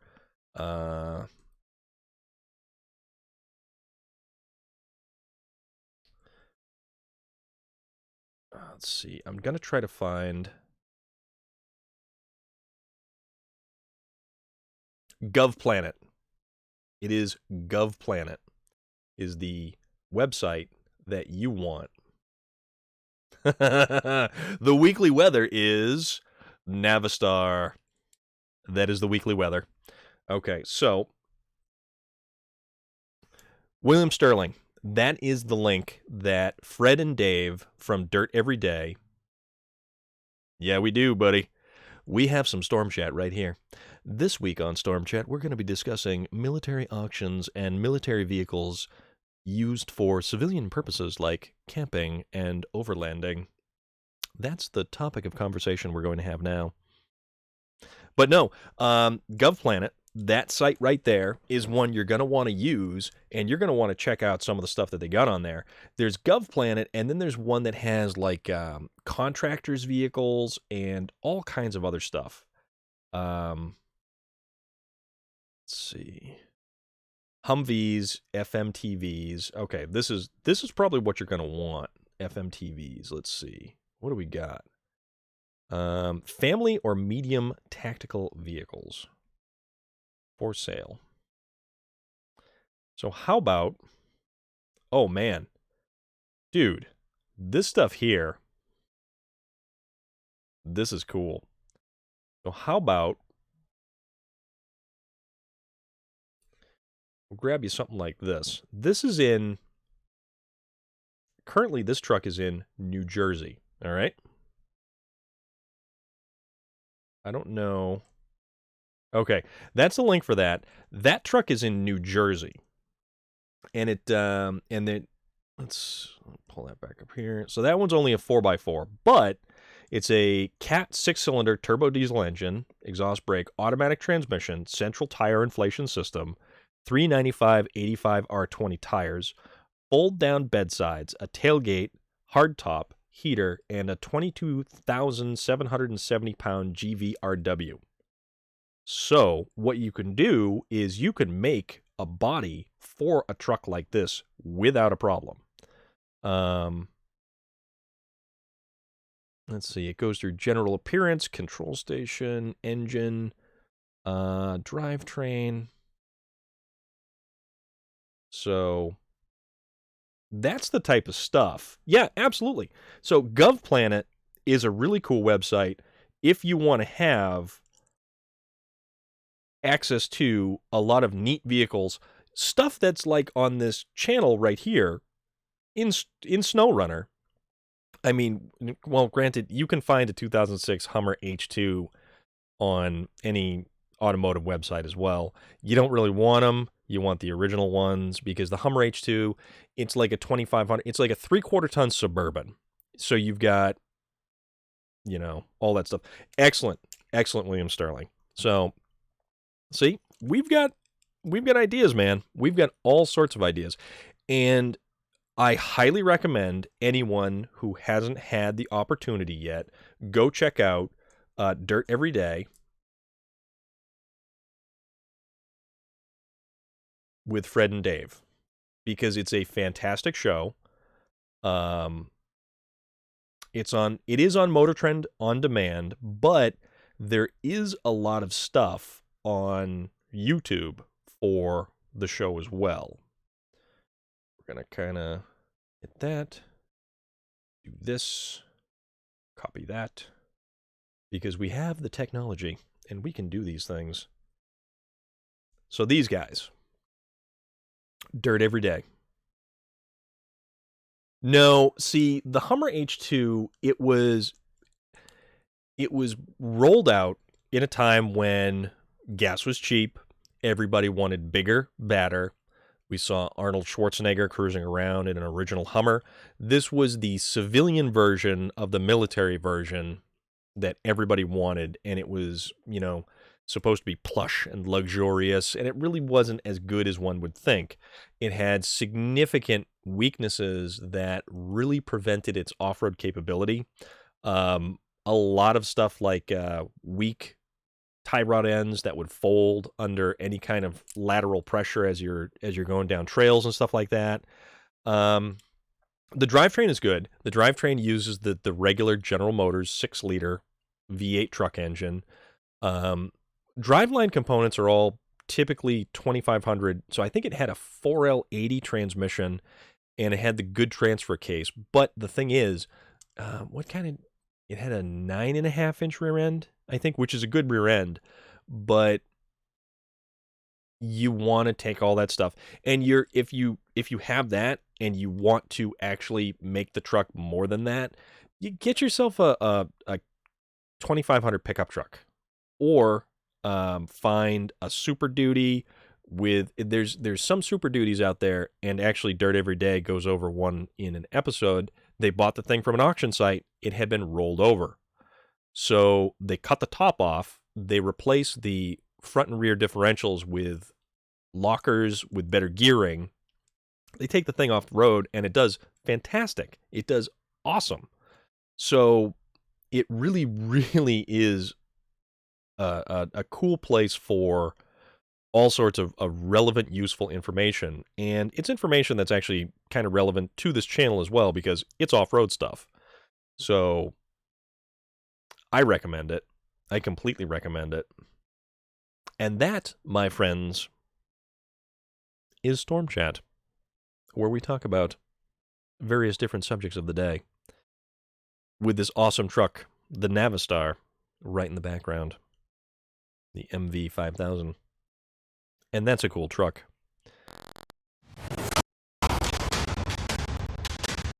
Back to the gameplay footage and our tweaked and slightly wacky poor white Western Star 4964. That truck is a little bit twisted right there. But that's okay, because hopefully when we leave the garage... No. No, it did not fix itself. How did we, okay. I feel like we need to do that. I've never had this...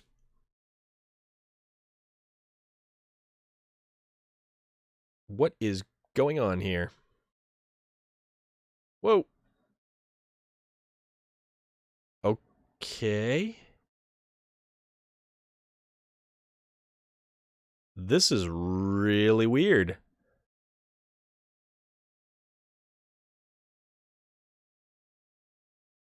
Let's see if we can actually do anything. Nope, see, because the crane is like...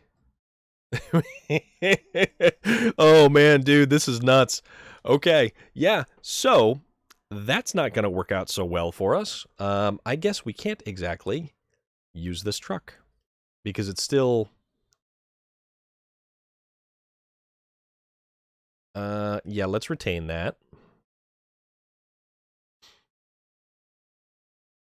Actually, what happens if we... Frame add-ons.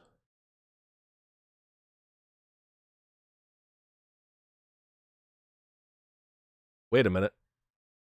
It had the... Okay, so...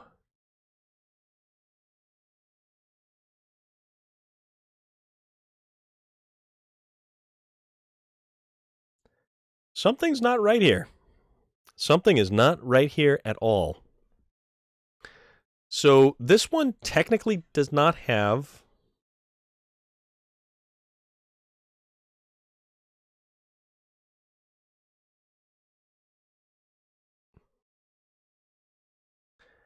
Yeah, see, so we don't even have the heavy crane as a part of this vehicle.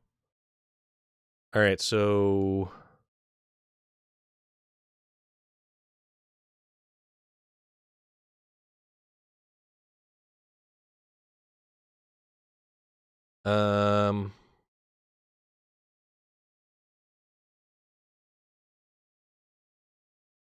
You know what? That's not good. Okay, so now I guess we have to decide. Yeah, I think you're right. It looks like I'm going to have to, yeah, kind of sell this thing and start from scratch because it ain't working. All right. Truck storage, truck store. Yeah, I think that's really the only way that you can sort of rectify that particular situation. Caterpillar, show me. All right, White Western Star. So this is how it looks when we get it. And it is a very basic two-wheel drive truck. Balanced gearbox, no. Fine-tune, no. Off-road, yes. Sell those other ones. Raise the suspension. Actually, we've got two, so we're going to sell that one. And tires, let's go put the correct off-road tires on it. And hopefully, when we put the crane on the back, it does not do the same thing to it. winch with the good expensive winch. Engageable, differential lock, spare wheel. Always get the spare wheel. Always. I don't like, honestly, I hate with every fiber of my being the wedge cap style snorkel for these trucks.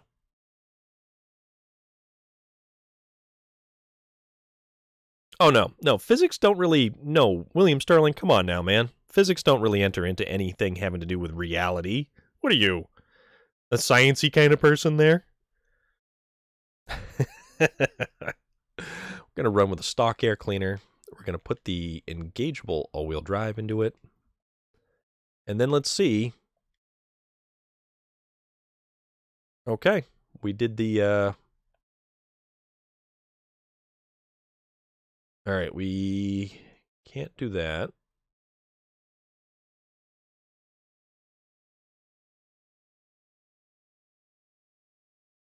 So how about the roof fog lights?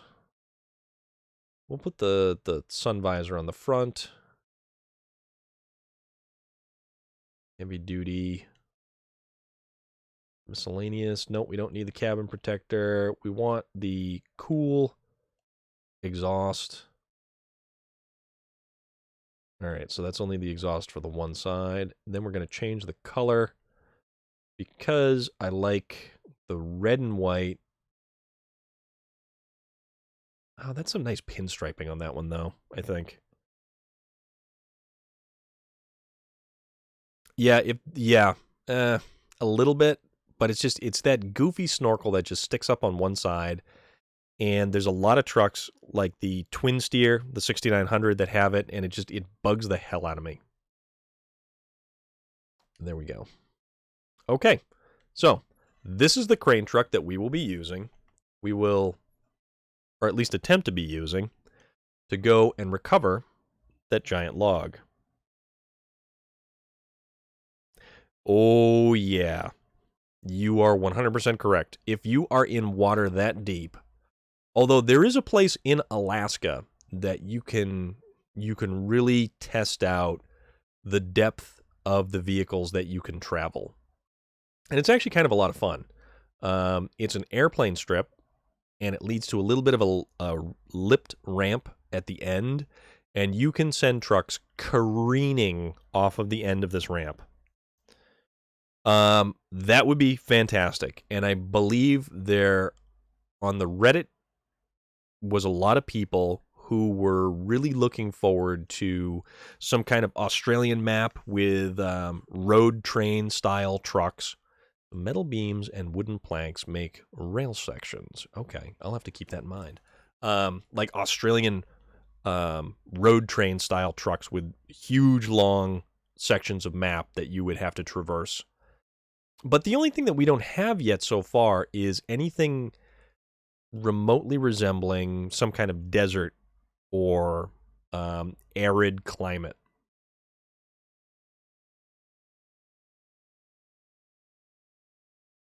I think that would be pretty cool, actually.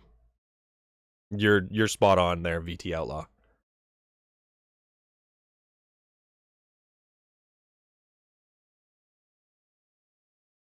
Prof Crane. Is that Professor Crane? Pro of Crane? We get something going on here, that's for sure. But let's see if we can't recover this this last log. See how we do. And maybe we do good, and maybe it turns into a catastrophe, and we lament our current state of affairs and situation, because that has been known to happen.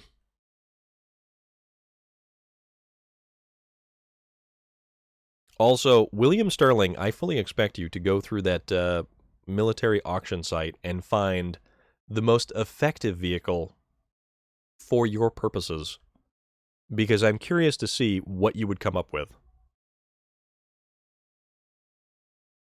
It's interesting, too, that a lot of trucks in various different places of the world evolve from the needs of the population that uses them.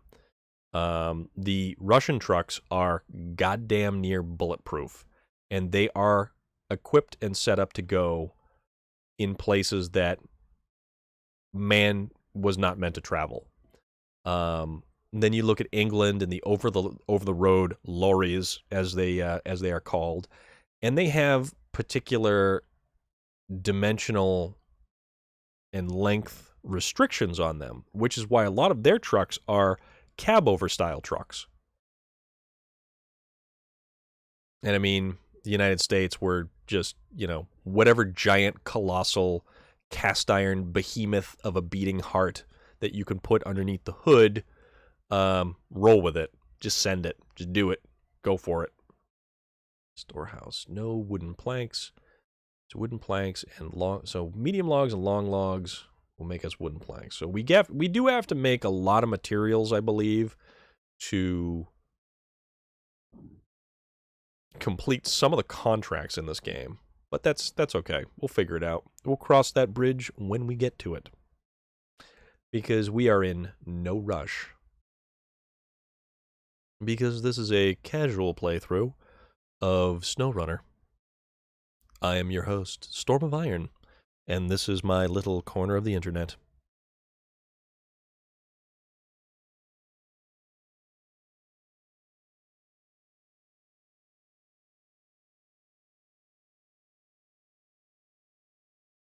All right, and over here. And of course, we're bogged down in the mud. But yeah, we definitely have to give props to General Norman and his suggestion for Storm Chat. It was either Storm Chat or Storm Talk or something like that, but it just sounded really, really cool, and I wanted to make something neat that would go with it. You're right, because it's a very interesting kind of situation. Like what kind? Boa constrictors, pythons. The fact that they don't chew their food and that it's simply just them swallowing the whole thing. Oh, the Volkswagen vans. Yeah. The VW Vanagon. And it's also interesting, too, for all the different niche-style vehicles, how much of a culture surrounds them. And there is a whole bunch of people who have interest in those style of vans. And I think Top Gear might have done an episode on that. Or was it? It might also have been Dirt Every Day again. Yeah, King Cobras are those things are crazy. Watching snakes in general, reptiles are cool. Reptiles are very cool. Okay, so we are here. So let's see if we can't grab that thing from here. Let's activate the anchor. And I didn't think it was actually this close. Train mode.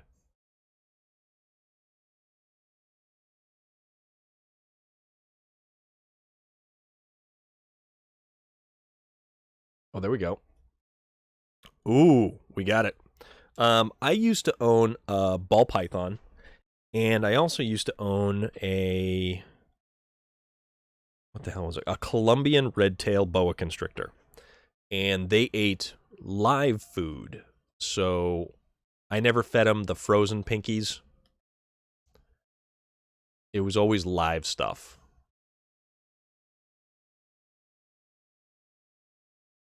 It might. You never know. This truck may not be the truck for this. So we'll see how this goes. All right.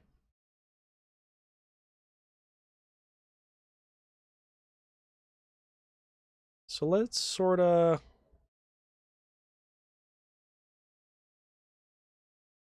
you know what?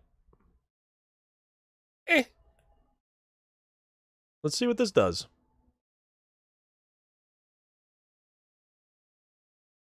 Can't get any worse than what we're doing right now. All right, so let's reverse out of here. And of course, it's going to get hung up on like damn near everything.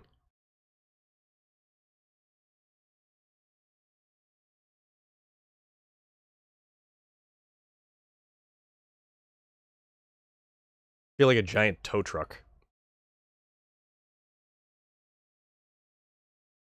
Okay. Although the fact that this thing is like right in my camera view right now is kind of funny too. Yeah.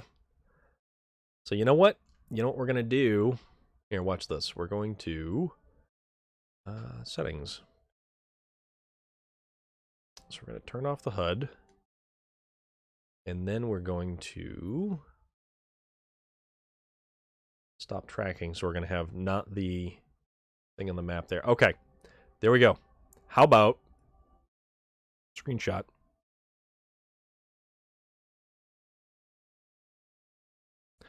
Screenshot because it looks cool. Actually, that's a really cool picture right there. All right, start tracking that again. Turn the HUD back on.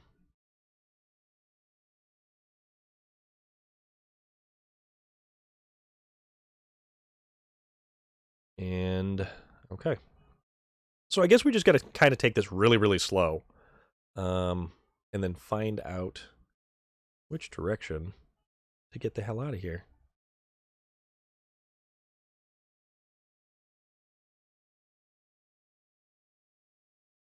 And I don't know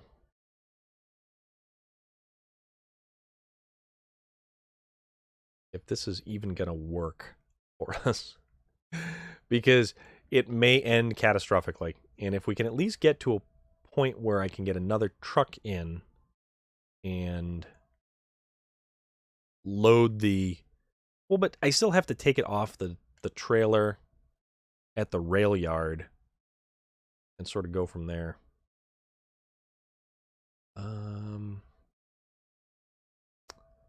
All right, actually, because we have to go this way, down here, over here, over here, and we'll just keep going. Yeah, all the way through. That's a good route to take. We can do that route, and then we can go in here. We can load it up, and we'll be good to go. No, this is not OSHA approved. This is the furthest thing from OSHA approved right now. Let's see if we can even make it off this bridge right here, or across without without boning ourselves.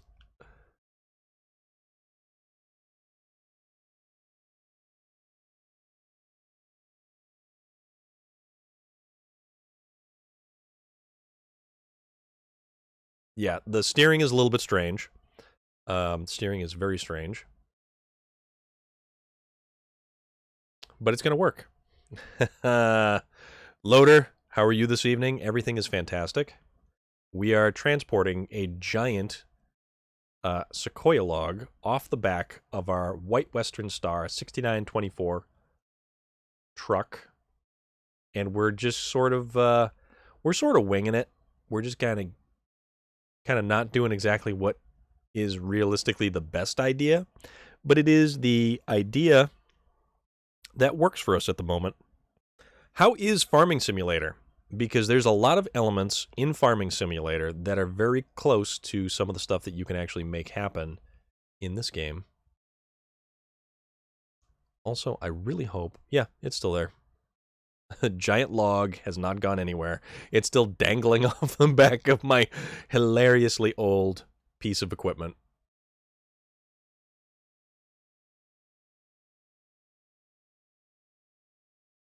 If this was anywhere near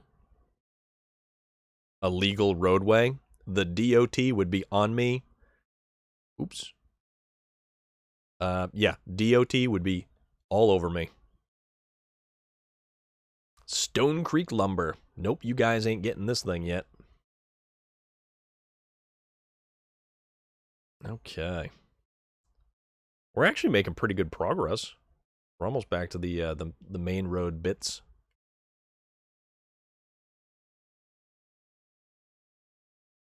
It's like a giant battering ram. Yeah, that's well, it oddly enough, it's kind of stable at the moment.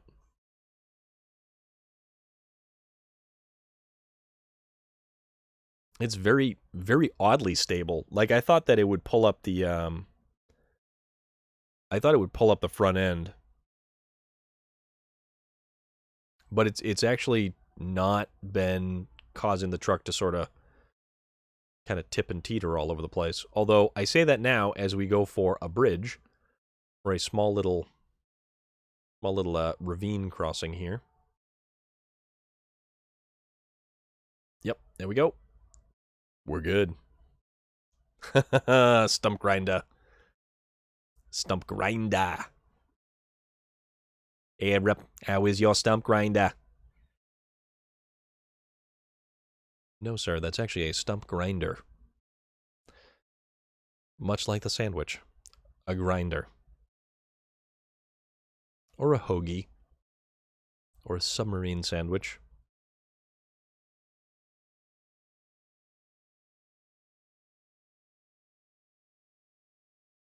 Doing a little bit of clear cutting. Loader's lumber service. Clear cutting and grinding. No stump too big.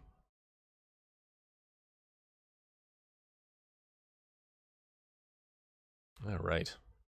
Yeah, actually, we're making some good progress here. I am very surprised.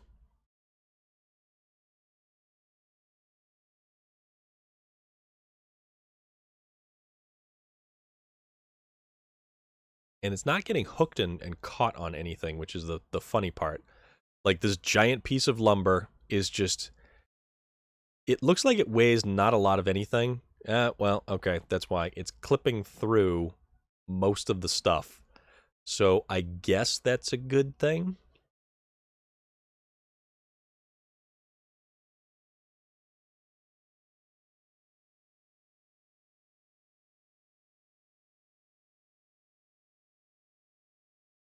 And then it's not getting stuck on, like, everything right now.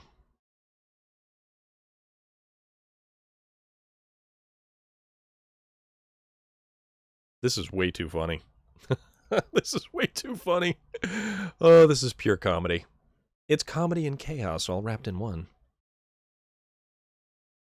Or what's that? Comedy and tragedy? We've seen the comedy.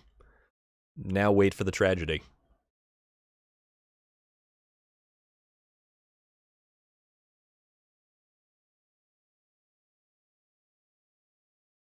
This is the little truck that could.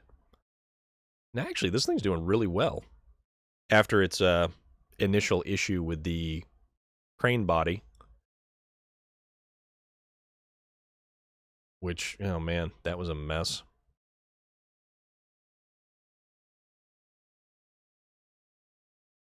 That was a colossal mess.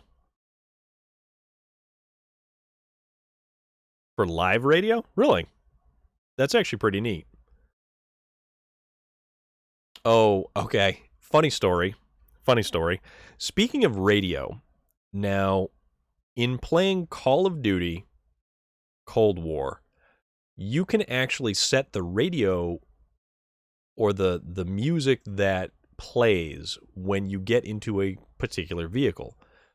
Say you want the sedan to play rock music, or you want the tank to play the 80s compilation music. You can set it to do that. But here's the thing. If you try to stream it like that, Twitch is going to strip the audio from your video completely. And we found this out the hard way with Ginger Snap stream.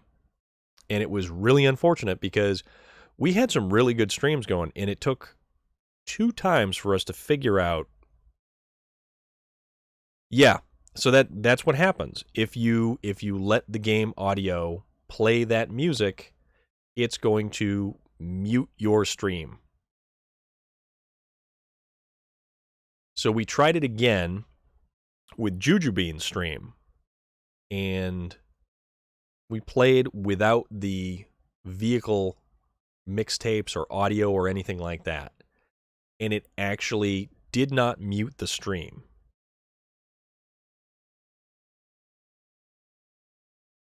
Yeah, man, this is way higher than those power poles.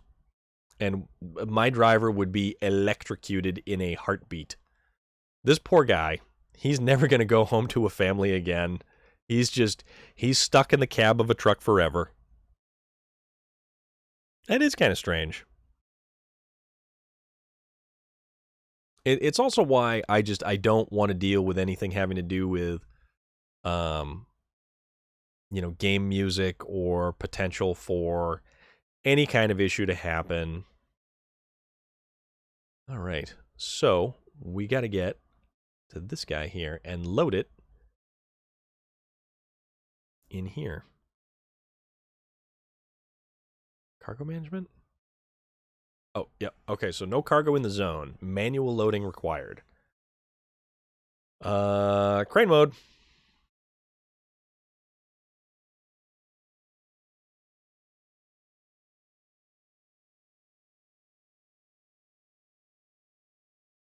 All right, let's see if we can't position this bad boy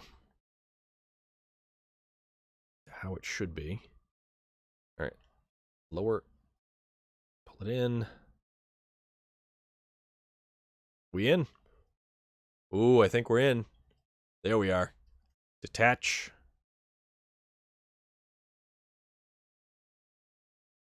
Restore crane. Cargo management. All right, Fallen Titans. Great. Now these trees will be put to use. All thanks to you. We made 18,550. We are pros here, Loader. We are pros. All right. So, yeah, that worked out really well. Oh, that's service spare parts over there. Oh, okay. So that's just what that is. So hangar A, hangar B, wood framing. Okay. Now, where do we gotta go?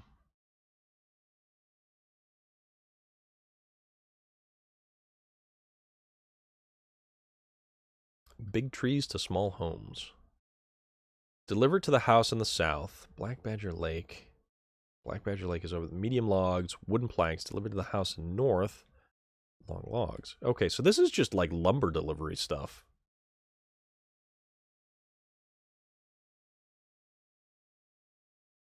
Long logs, wooden planks. Medium logs, long logs, wooden planks. This is all to the weather station.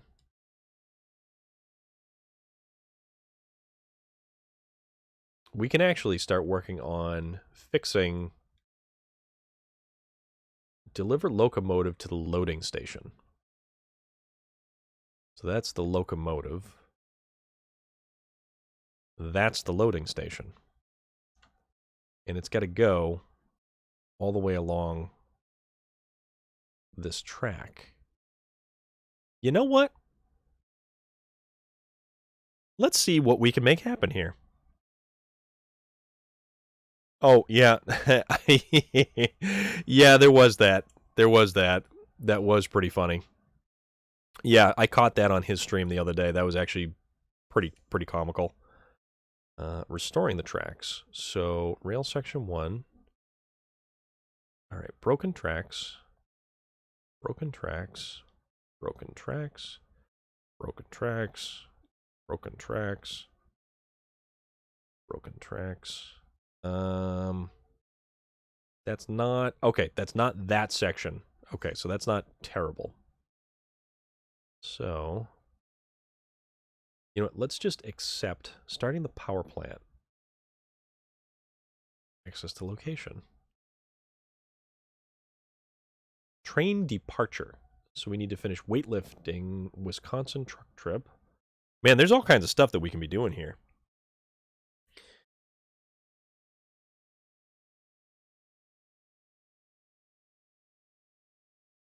That's actually really funny, William Sterling. Now, Waylon's a good dude, Loader. He's a good dude. He's got good music, and he just has a very decent outlook on things.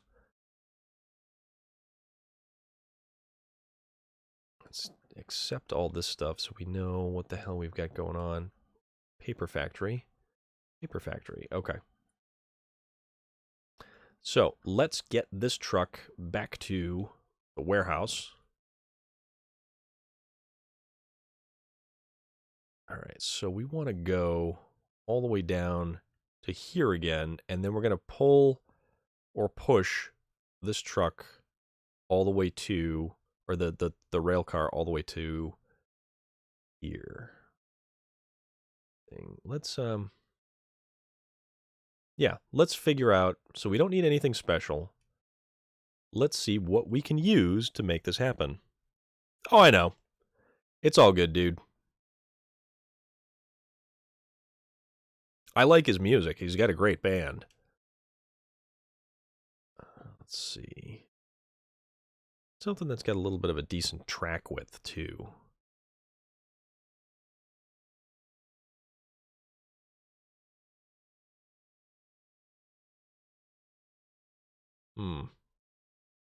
I never use this thing. Let's see how badly or decently this will do. It's got a decent fuel tank capacity, and it's fairly maneuverable because it's got the rear axle steer. Like, it's got legit rear axle steer. Let's see. So to get there, we want to go...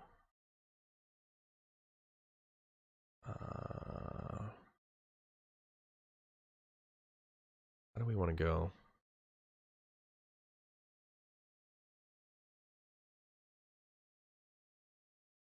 Oh, over here. Okay. Let's go there. There. There. There. This way.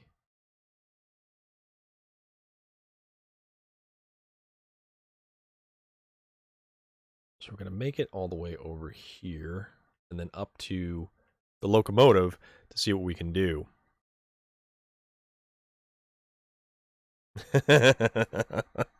Relic that is greatly appreciated.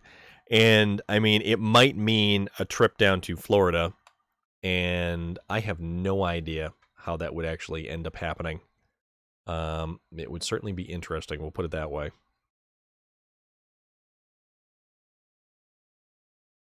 And hell, if he ever comes up here, too.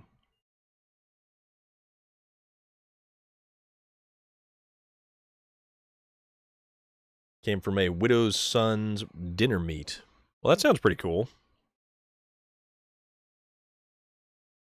You know, I'm not running with any headphones. I'm kind of like just, eh.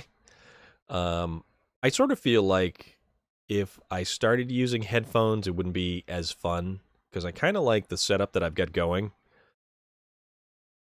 Mostly because I've got the nice TV in front of me and the surround sound system that I've got all around.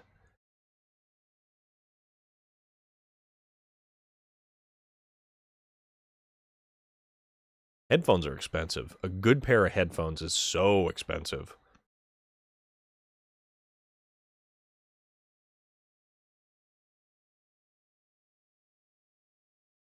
I kind of hear the wind picking up outside there again. Oh man, the wind, what was it, Monday night? I think the wind Monday night into Tuesday, or was it Tuesday into Wednesday? It was, oh, yeah, let's, four-wheel drive, differential lock. Yeah, see, that's the thing about this. Like, you go to start climbing a hill, and it just stops dead. It's like, what the hell are you doing?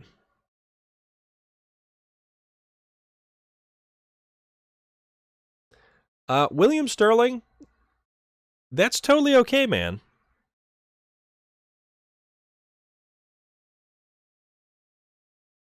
We don't have many rules on the channel. Mostly it's just don't be a dick. No posting, you know, crazy stuff that's going to get me in trouble or things like that. Because then I'll have to start banning people from posting things. But yeah, you're all good, man. So knock back those painkillers. Make your hands feel better, sir. And I certainly hope that they help because, yeah, anything having to do with nerve issues is just not cool, not good.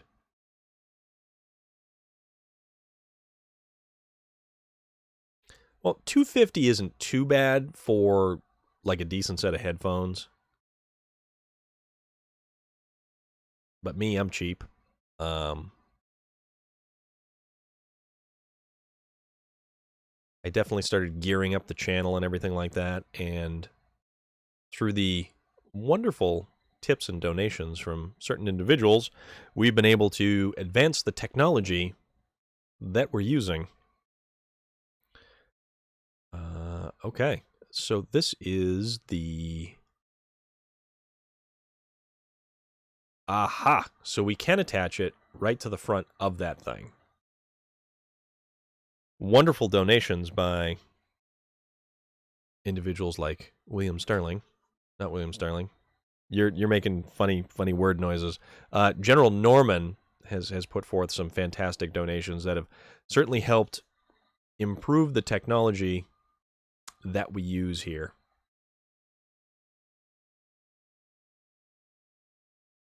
I was looking at William Sterling's name and then saying words.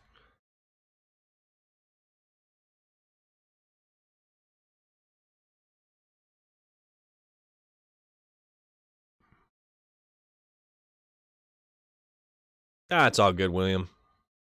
Don't worry, man. Everything is a-okie dokie. Well, Norman, your contributions to the channel helped me improve the technology that I use. So y'all can see this, and then there's this little thing right here, which was a long-term goal, and definitely through the tips and donations, we were able to make that happen. So it's stuff like that, you know?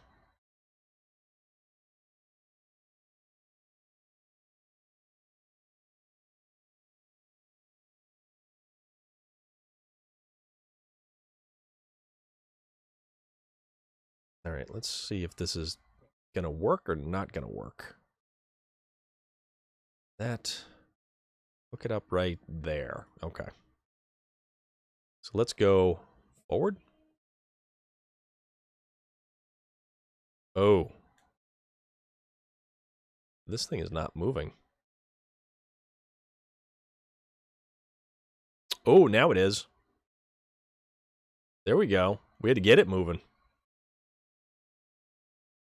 No, but it's things like that that are certainly appreciated, Norman, and it definitely helps me, you know, continue to do this stuff, and it helps everything make it better, you know.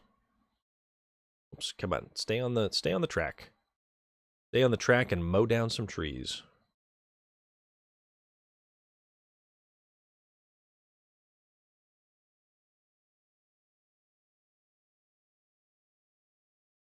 Still moving forward on the Harley restoration. That's a good thing. And this is probably the worst vehicle I could have picked for this particular um mission, because it just doesn't really seem to have a lot of grunt to it.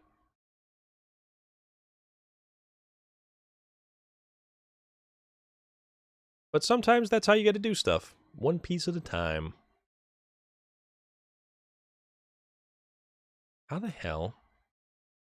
Why am I being pushed by the locomotive? Oh man. I should have used something like one of the big heavy haulers. That might have worked out a little bit better. But we'll just keep keep moving in a forward direction here.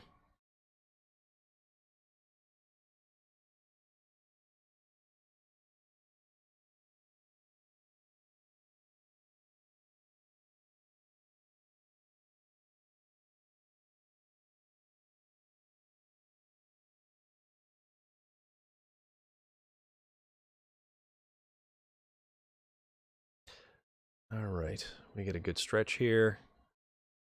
Hopefully I don't wind up in a ditch on the roof.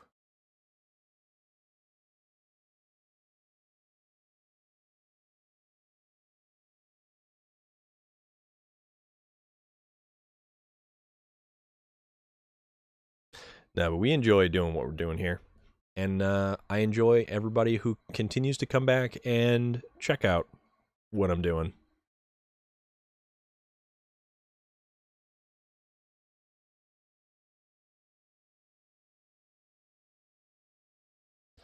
All right, let's pop that up into automatic. Maybe make it get some better forward momentum or forward speed. All right, cool. Now we know where we have to go. That means we're getting closer. We're making it happen.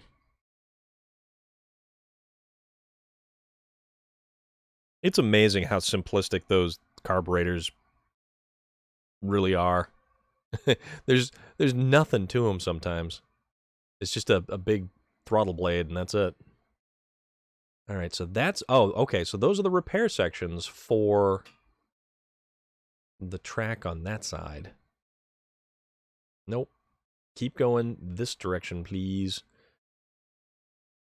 So I will definitely have to make a lot of repair sections for that track.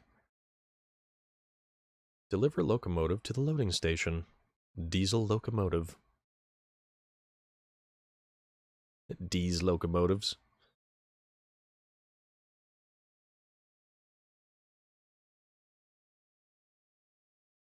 Almost there. Making progress.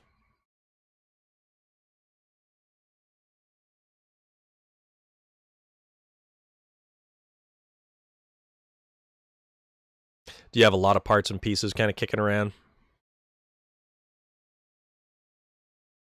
I used to hoard so many parts when I used to do a lot more work on trucks and cars and everything else. The amount of engine swaps and stuff that I'd end up doing, you'd have so many leftover brackets and pulleys and...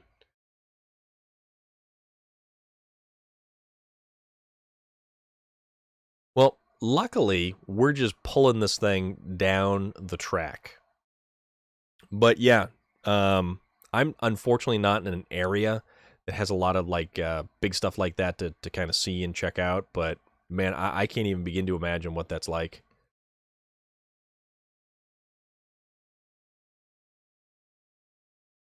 Okay, keep going.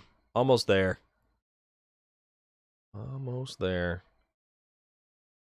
And yeah, we hit the concrete and then like all 8 tires pop. All right. Oh, no, don't crush me. Don't crush me. Don't crush me. Okay. So that's pretty cool. Looks like I lost $100 to Steve. Well, now I have a good story to tell to my children. All right. And now we don't really have to use this truck anymore. And we're stuck. Nope. Okay. There we go. All right. I mean, this is a cool truck. This is an awesome truck. It's got a good horn. Yeah. It's not going to go far. It's only going to stay on the track. I mean, it's got a big back seat. We get this huge center console. Get all these nifty little dials and gauges and buttons and everything else. And we even got a switch over here for highway mode or sand or snow. What else do we have? Oh, blackout lights. Okay, that's pretty cool. So what happens when we hit? That's pretty cool. This is a neat truck. Okay, so now these are all the track sections that we would need to repair for that, and that is the rail production plant. So that's where we're going to haul everything to. So wood framing, all that stuff plus the metal from the steel beams, which would be, we would make steel coils here and then transport them to the rolled steel factory to make steel beams. So we've got a lot of stuff to move around. We've got a lot of logistics to figure out. So let's recover this bad boy. And then let's take a look at... So we're in we're in Grainwoods. We want to go check out Black Badger Lake. Oh, the Western Star 49X is over here. And then the Boar is over at the sawmill. Okay, so those are the other trucks that are over there. Interesting.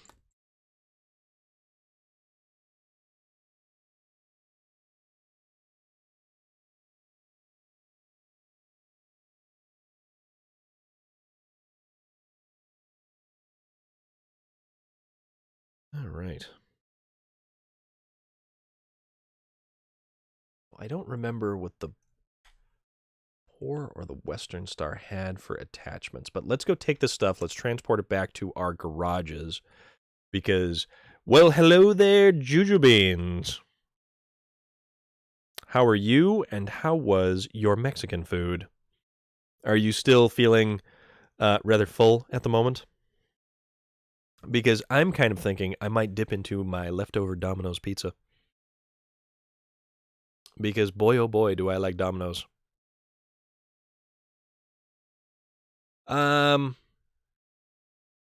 Mostly just because I needed to find something to play between Assassin's Creed Valhalla and Hellblade. But it's all good.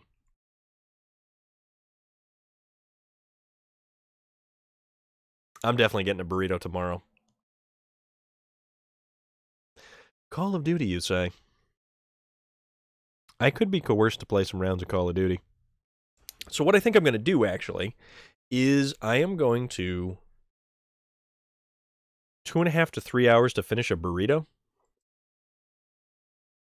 My burritos don't make it 15, 20 minutes. All right. So here we are. Oh, yeah. We don't want to do that. Okay. So we're going to take this guy, and we're going to recover him back to the garage.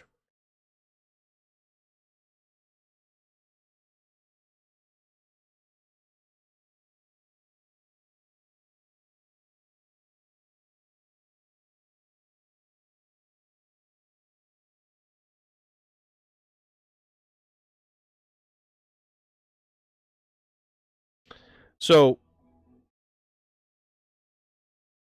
William Sterling, is that something you brought up to a medical doctor type person? Because, dude, I'm not sure it's supposed to do that. I've got a buddy who's got heart issues, and he takes like medication and stuff like that. Holy crap, man. Let's see. Paper mill. Delivered to the paper factory. Oh, yeah, there's all kinds of stuff around here. Oh, yeah. Large pipe. Where am I going to get a large pipe from? Oh, warehouse. Okay. Infrastructures. Okay, so the train tracks are over there. Stone Creek Lumber. The weather station is here. So there's a lot of stuff over the... Yeah, okay. Big trees to small home. Let's see. Oh, yeah, and that's the little thing we...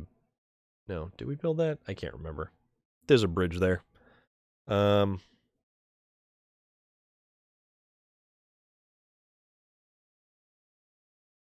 Yeah, man. I would definitely bring that up to your doctor.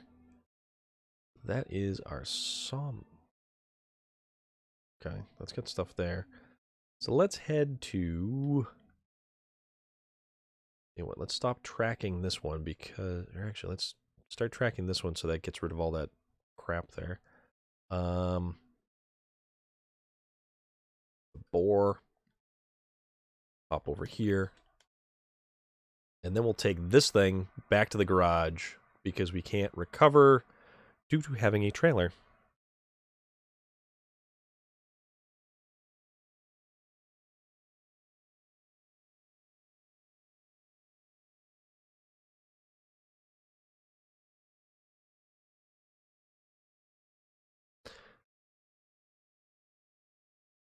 Yeah, William Sterling, dude, I really hope that everything winds up okay because, man, that does not sound like a good time.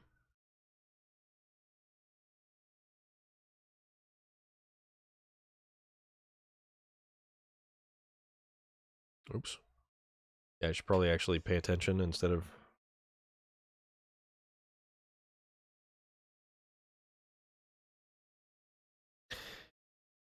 Yeah, so if you have like a heart racing kind of thing like that, I would definitely recommend an emergency room over,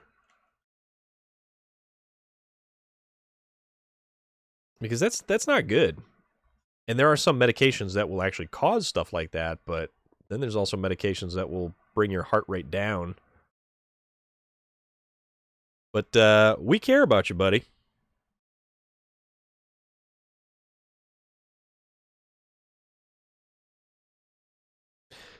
Yeah, you know what? Um, and see, that is yet another thing that is a reason why I enjoy doing what I'm doing. Because if I can just give a little bit of something to people and give somebody something to watch, something to react to, a place to go, and just a spot to kick back and relax and talk to people, this is a thing I enjoy doing. So, William Sterling, I greatly appreciate the time that you spend in my stream when I am streaming, regardless of what I am streaming. And I appreciate the conversation that you bring. And it doesn't matter to me if it's, autocorrect issues or what. You're here, you're talking, and I appreciate the fact that you are here. So, exactly what Loader just said. We're all a bunch of people on a giant rock hurtling through space. And there's some weird stuff that happens and is still continuing to happen.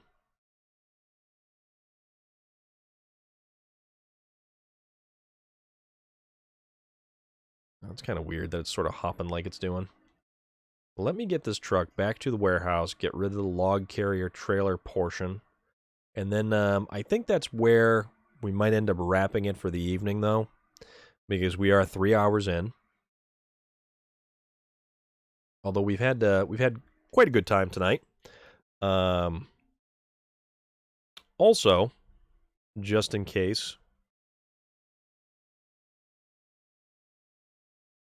if anybody had noticed, or I can point this out to y'all, you all. So we have a new button down there. We've actually got, I kind of retooled the buttons and whatnot directly underneath the streaming window. So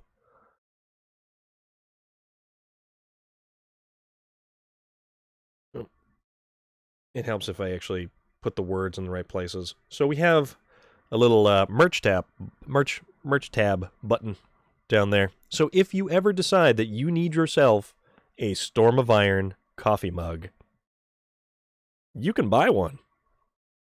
That's a thing that can happen. How wild is that?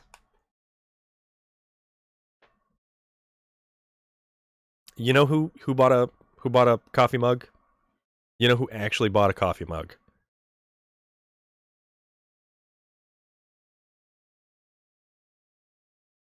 I'll let you guys guess because it's actually kind of cool.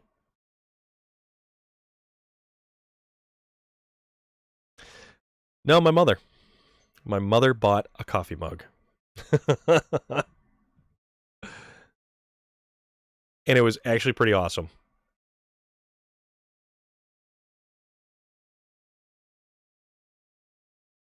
I haven't even ordered one yet. I don't even know what it looks like. But, like, something like that, it's just... I mean, how can that not put a smile on your face, So that's... Yeah. Oh, we just keep going straight to the fuel station. Okay. Straight to the fuel station, take the right. Okay. But it's pretty awesome.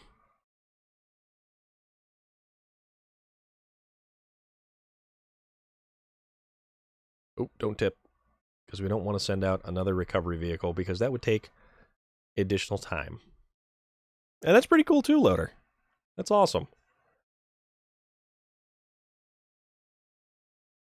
Alright, so don't get stuck in the mud.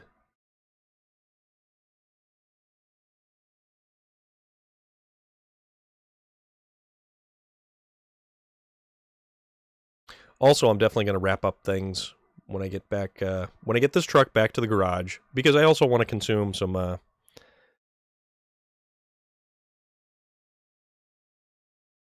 SnowRunner is actually available on the PC as well, believe it or not.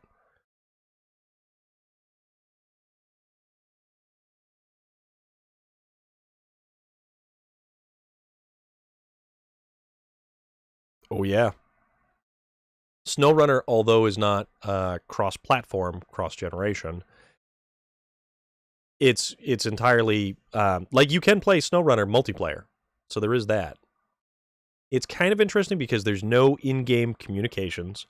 Yep, exactly. Loader's got the lowdown.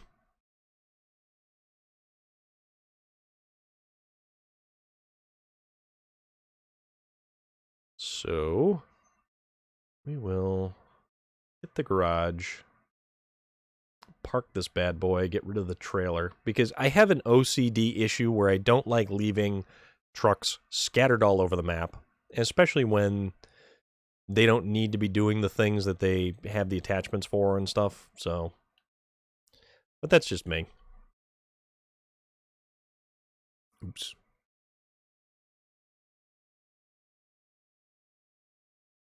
Because your cat wants them. It wants to curl up in them. It wants to remove them from the wall.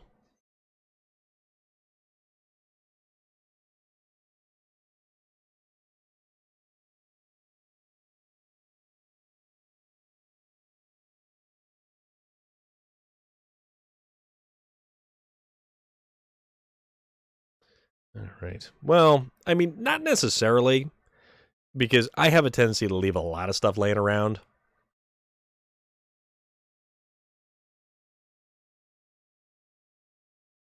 All right, come on. Back to the garage.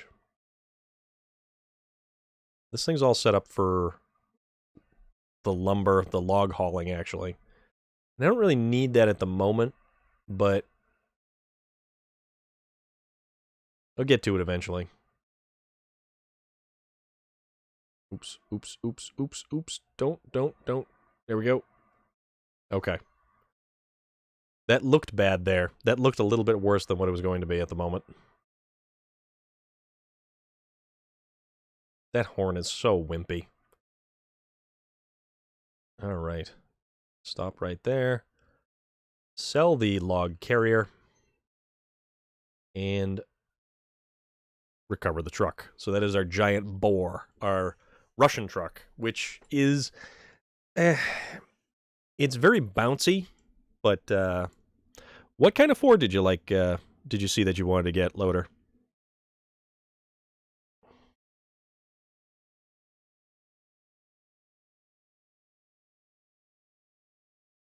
Also, it looks like I've got 50 different messages to catch up on, some of which include food. So, let's see.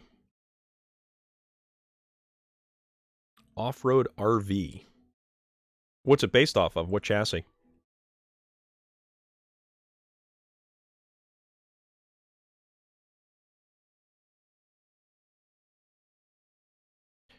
Ford Off-Road RV. Well, there's a website called Earth Roamer. based on a Ford F550 chassis.